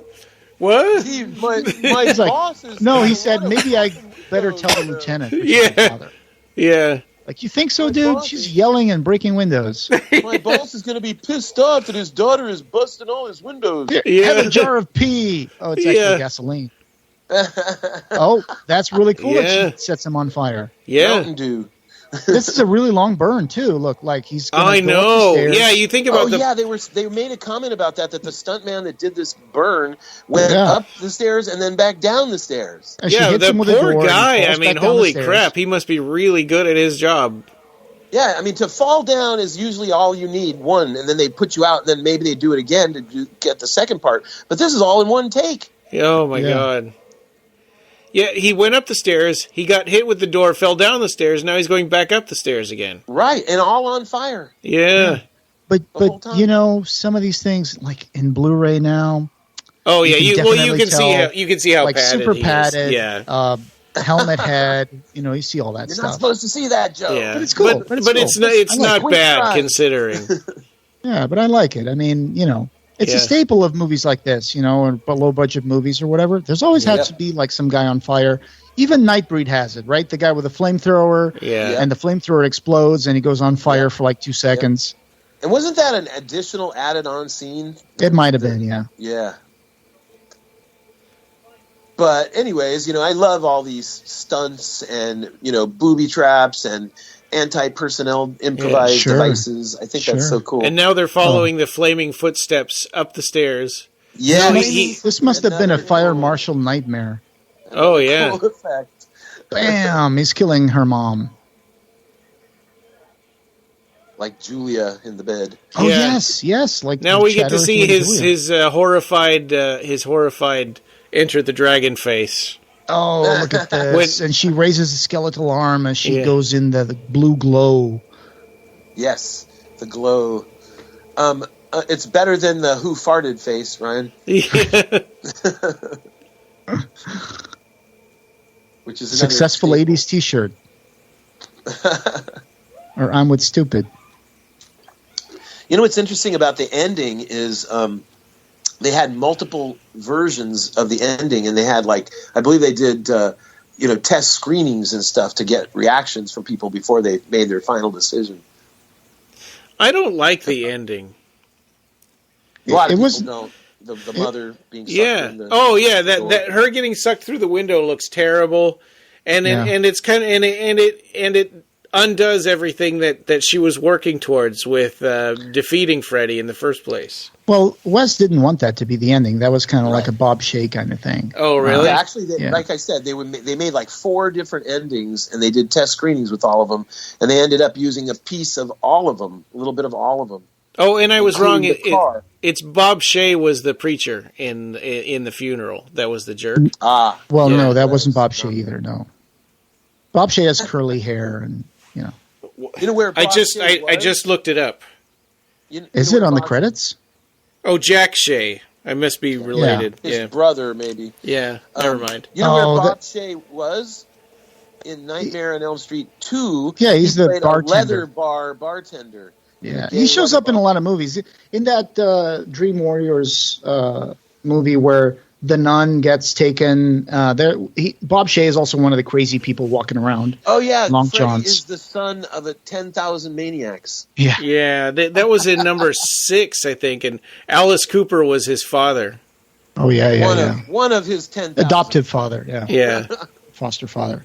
So here's where she takes back all the energy that they kept bringing that up throughout the movie. Like she's laying in bed Energy. thinking about what Glenn said. Right. Turn your Yeah. back on him. Take his Yeah. energy away. Yeah, and that's brave, right? I mean, how does she know she's not going to just turn her back on him and he just stabs her? You're shit. Yeah. It's like, You know, she kind of reminds me of Ashley. Yeah. oh yeah, no, absolutely. Actually, Lauren. Christy Well, Lauren. and so Christy. this idea that she can take all his energy away and get all of her friends back, and it's like, and then for a second we believe it, and then it's like, oh wait, no, this isn't real, because No. of the way her mom's talking and I don't know, it's just Her mom's like, oh yeah, I feel like $1 million. You know Yeah. what? I'm going to stop drinking. I don't feel like it anymore. Yeah, Yeah, it's that's just- a dream. yeah, And it the is. sun If you is ever met shining, anybody the with a birds drinking are problem, you chirping, know that never and happens. the kids are playing jump rope with their white clothes, and it's all kind of overcast and Yeah. slightly glowing. Yeah. Okay, guys, here comes the big plot hole that I'm going to bring up, and people are going to be saying that's not a plot hole. So the mom put the bars on the windows and put the lock inside the door and outside, right? And then Yeah. she locks it. Then she goes like, locked. Yeah. She's laying on the couch on the verge of passing out, and she tells With the Nancy, keys "I got right the there." key right here." Yeah, with the keys Why right didn't she there. just grab the key when she passed out? No, she said, I don't even have the keys. Oh, really? I thought Yeah. she lifted them up and showed that. Yeah, had the she keys. said. Okay. Yeah, she Ready, said. go. She said I don't even have them, or something like that. Like she hid them somewhere, and she's too drunk Okay. to. Now, do you notice how they made the red and green car? Oh yeah, Cadillac? Uh-huh. And Yeah. it's got the convertible roof that comes up and jumps Yeah. on them and stuff. Yeah. Now, that was part of one of 4 different endings. Like, they did the one with the mother. That was one ending. They did the one with the car where they just roll up and the car hood doesn't jump up on them. And she just gets in the car, and I think Freddy's driving or something. Then they did another one with the car. They did like 2 or 3 ones with the car where the car hood jumps up and like, oh, it's Freddy's getting them. And, so it kind of leaves it for a sequel. That's what Bob Shea wanted. Wes wanted it to just end with like a happy ending. With where Nancy beats him and he's gone. I think something that like makes more sense. I would have liked that better. Yeah, but see, Wes never anticipated, never dreamed that they would make all this money and all these sequels. And so he was stupid. He said, like, what did I know? I'm an idiot. It's like, I'm glad we kept going, Yeah. Well, and That's a little. I like Nightmare on Elm Street the movie. I don't like Nightmare on Elm Street the franchise. Right. I don't like the way that they've made Freddy not scary anymore. Yeah. You know what I mean? Like if you've only seen this film and you saw this film at a kind of a formative part of your life when you were sort of young, 12, 13, 15, 16, and you hadn't seen a whole lot of other horror films yet and stuff, it's very scary and impactful. It's intended to be serious and scary, not wisecrack. We need to talk about this song in the credits. I love that the main singer is arguing with the chorus. He's like, "It's a nightmare," and they're like, "It's just a dream." No, it's a nightmare. That's funny. That is funny. One thing we didn't mention is the fact that there's a reason why Freddy's sweater is green and red. It's because Wes Craven read a paper on a book or something that green and red are two colors that are hard for the human eye to perceive simultaneously. And so he wanted to introduce that thing into the visual look of Freddy. Also, I don't know how true that is. Yeah. Green and red Christmas colors. Yeah. Yeah, but I love this movie, and I like the Nightmare on Elm Street franchise, but it's almost like Hellraiser. I mean, I didn't think Hellraiser was scary either, even when I saw it as a teenager.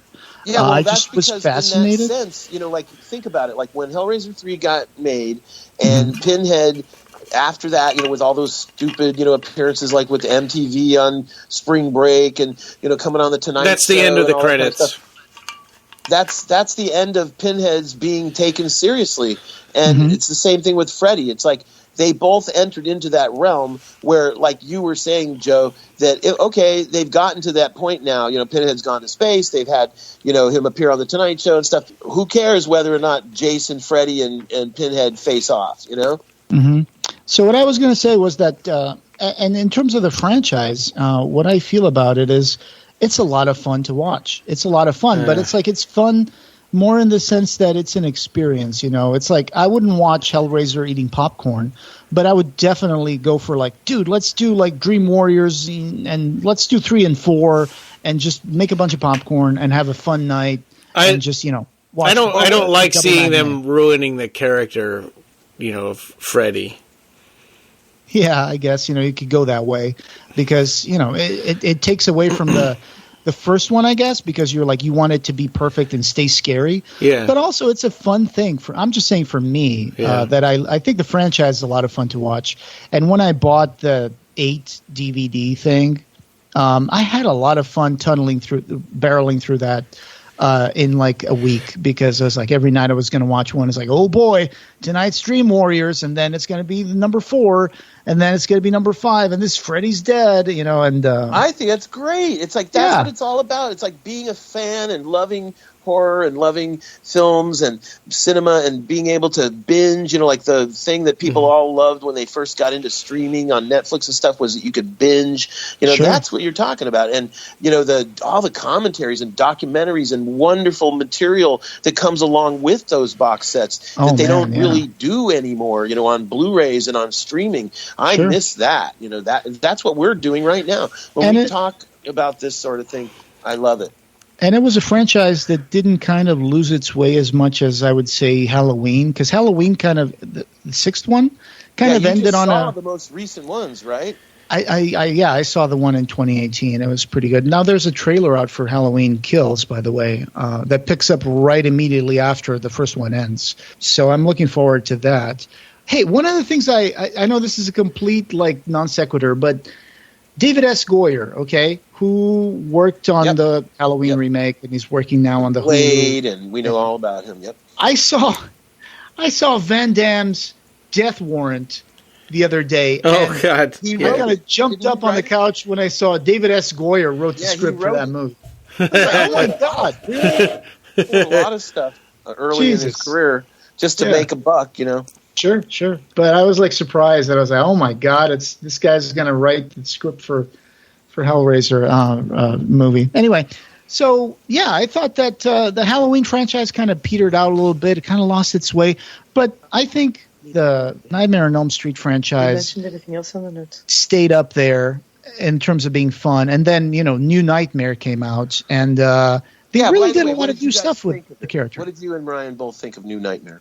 Sure, go ahead, Ryan. Well, so I think it has high production value and a good cast and stuff, but it just drives me crazy because I used to own it, and I just can't get past the fact Wes Craven wrote this thing, right? Mm-hmm. And through the whole movie, they're like, "Oh, hey, Wes Craven, you're a master of horror. Oh, Wes Craven, you got so many awards. I want to present you another award, but I'm afraid you might drop all your other awards." And it's like, oh, Wes Craven, you made this character. What's it like to have made this character? On the back Yes, yeah, you made this character that's so iconic. And oh no, Wes Craven, your character is so iconic that he's come to life and he's killing people. Yeah, but I mean, all that stuff you just said, tell me where it's not true. Well, I think it's also a little bit of self-parody. It's a little bit of a caricature. Himself on the back and everything. Jeez, Yeah. I mean, think about it. He was iconic. He made Scream. He made Nightmare. He made. I mean, God. He's just like George Romero and so many. Sure, yeah, no, but great that's the thing that Ryan takes out of it. That's his opinion about the story. Yeah. My opinion was I liked it. It was definitely stands out from the other ones. It's not a soft reboot, which is really cool. That they didn't decide to just ignore everything else. I mean, they kind of do ignore it, but at the same time, Well, they're very saying meta. that the other movies were fiction and that they're movies. Right. They bring this like larger than life feel to the entity of Freddy. It's like a demon that has always existed, and now it's like he's coming out of this. Coming out. But Robert Englund is a real person, and he exists and stuff. Yeah. Well, and the only way that they can keep the demon in check is if they keep making movies. Yeah, I mean, you can say yes, he is a master of horror and stuff, and that's fine. But it's weird he was to see literally on a show called Master of Horror. I know, but it's weird to see somebody writing that stuff about themselves. I appreciate what you're saying, that nobody who is a creative, should pat themselves on the back publicly and say, "I'm great." Look at me, how great I am. Yeah.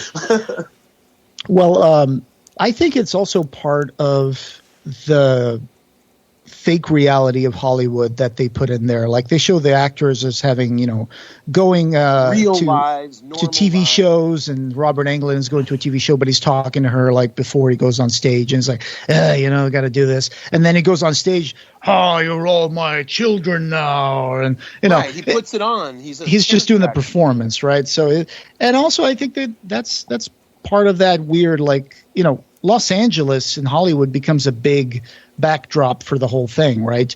So you got these like pool houses with pools and stuff, and earthquakes all the time. So LA is kind of like almost like a character in that movie. Yeah. And it's part of this kind of movie glamour that he's kind of almost self-parodying himself a little bit, I think. Yeah, it's a movie about movies and a movie within a movie. And he brought this up, this meta kind of quality to it.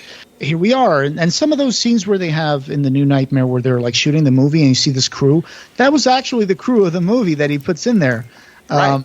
The real people, so that they get a little cameo of fame, like Heather Langenkamp gets a movie husband that's not her real husband, but the movie husband is also a special effects artist like her real life husband. Oh, wow. Which is funny.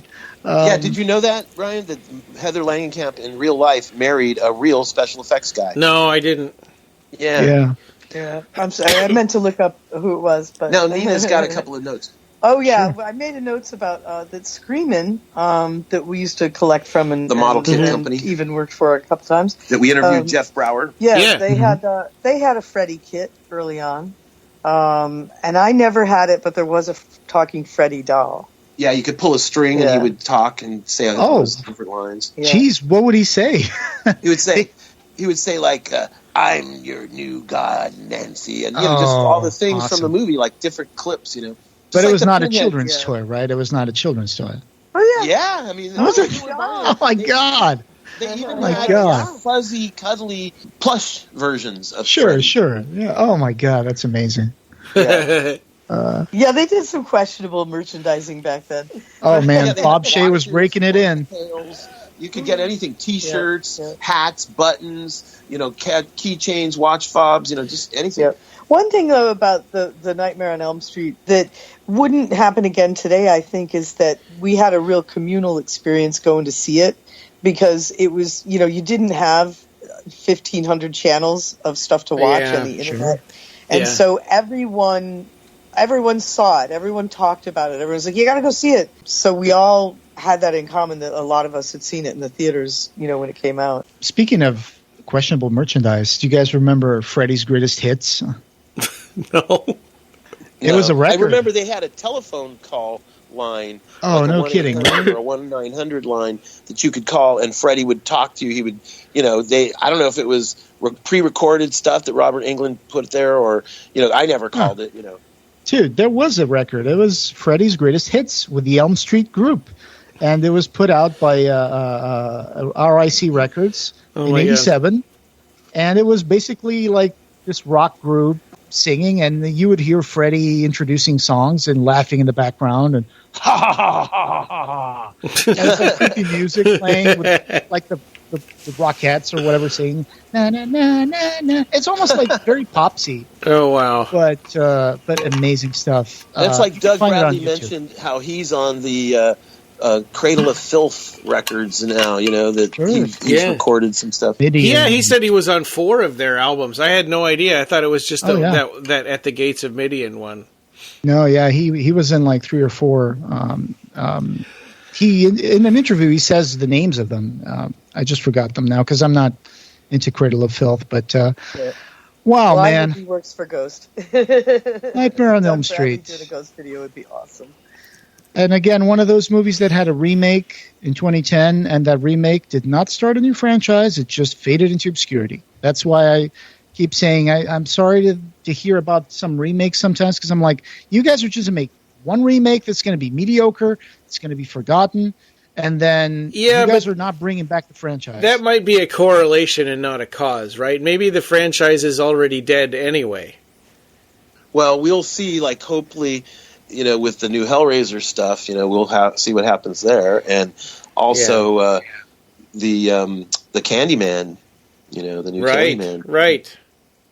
Do you think that I think that Robert Englund could still play Freddy on one more movie or two? I mean, I didn't understand why he didn't play him in the remake. It didn't. I mean, I guess. Oh, because they didn't want him to. Actually, I really like Jack Earl Haley, as an actor.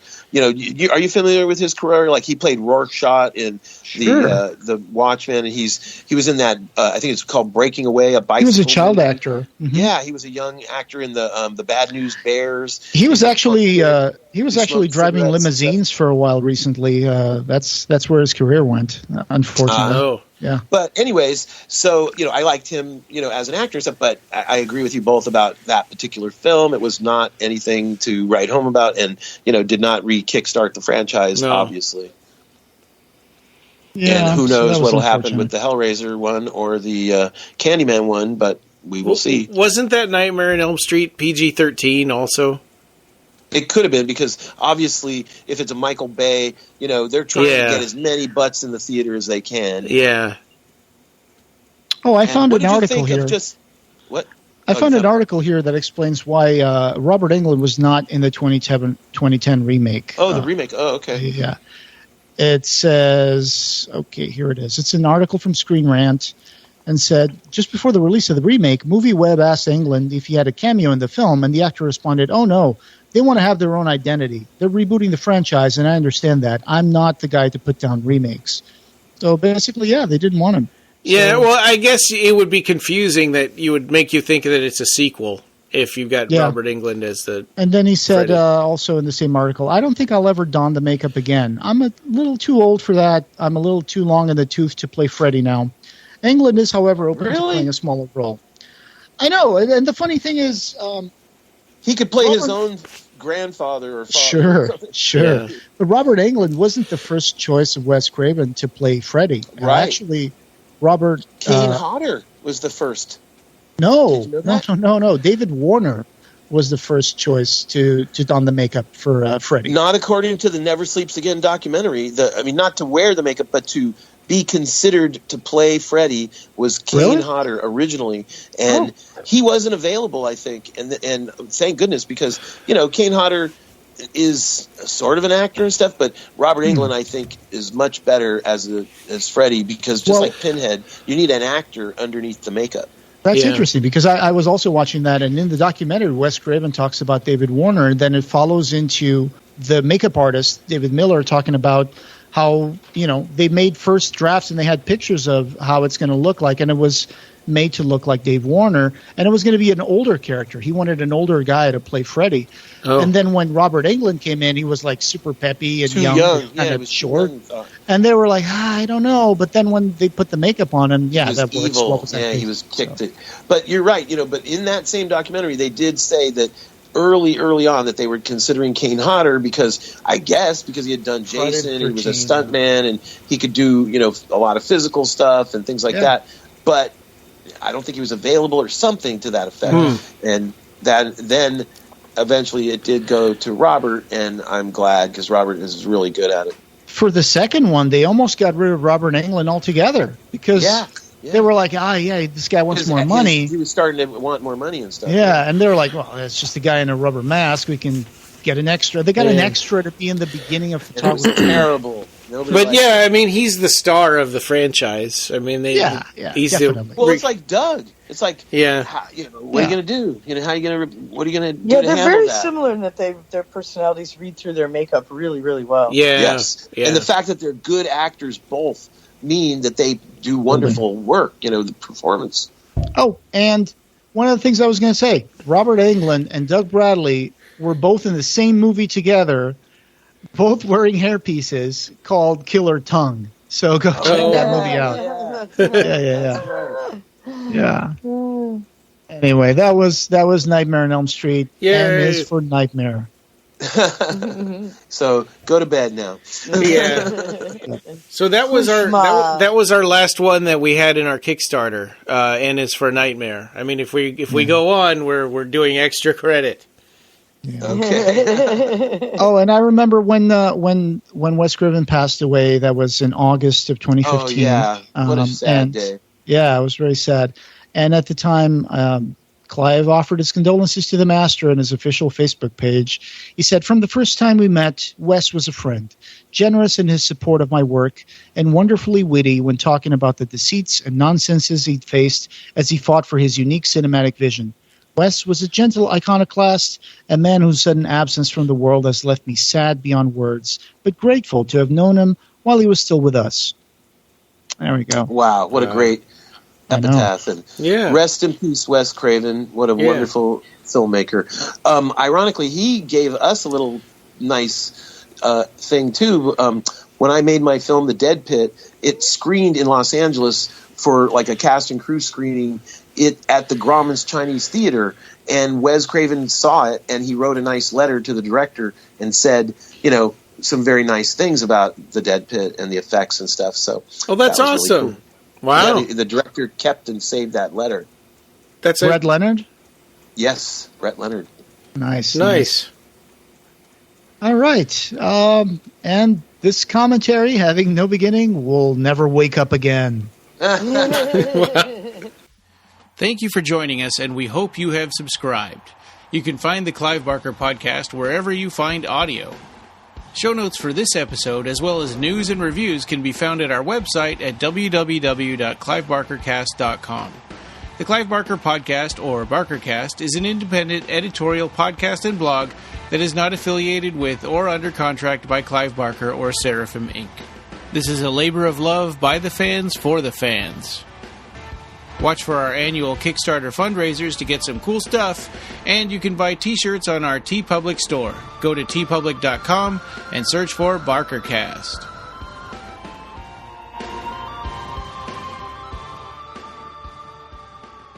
Thanks for listening.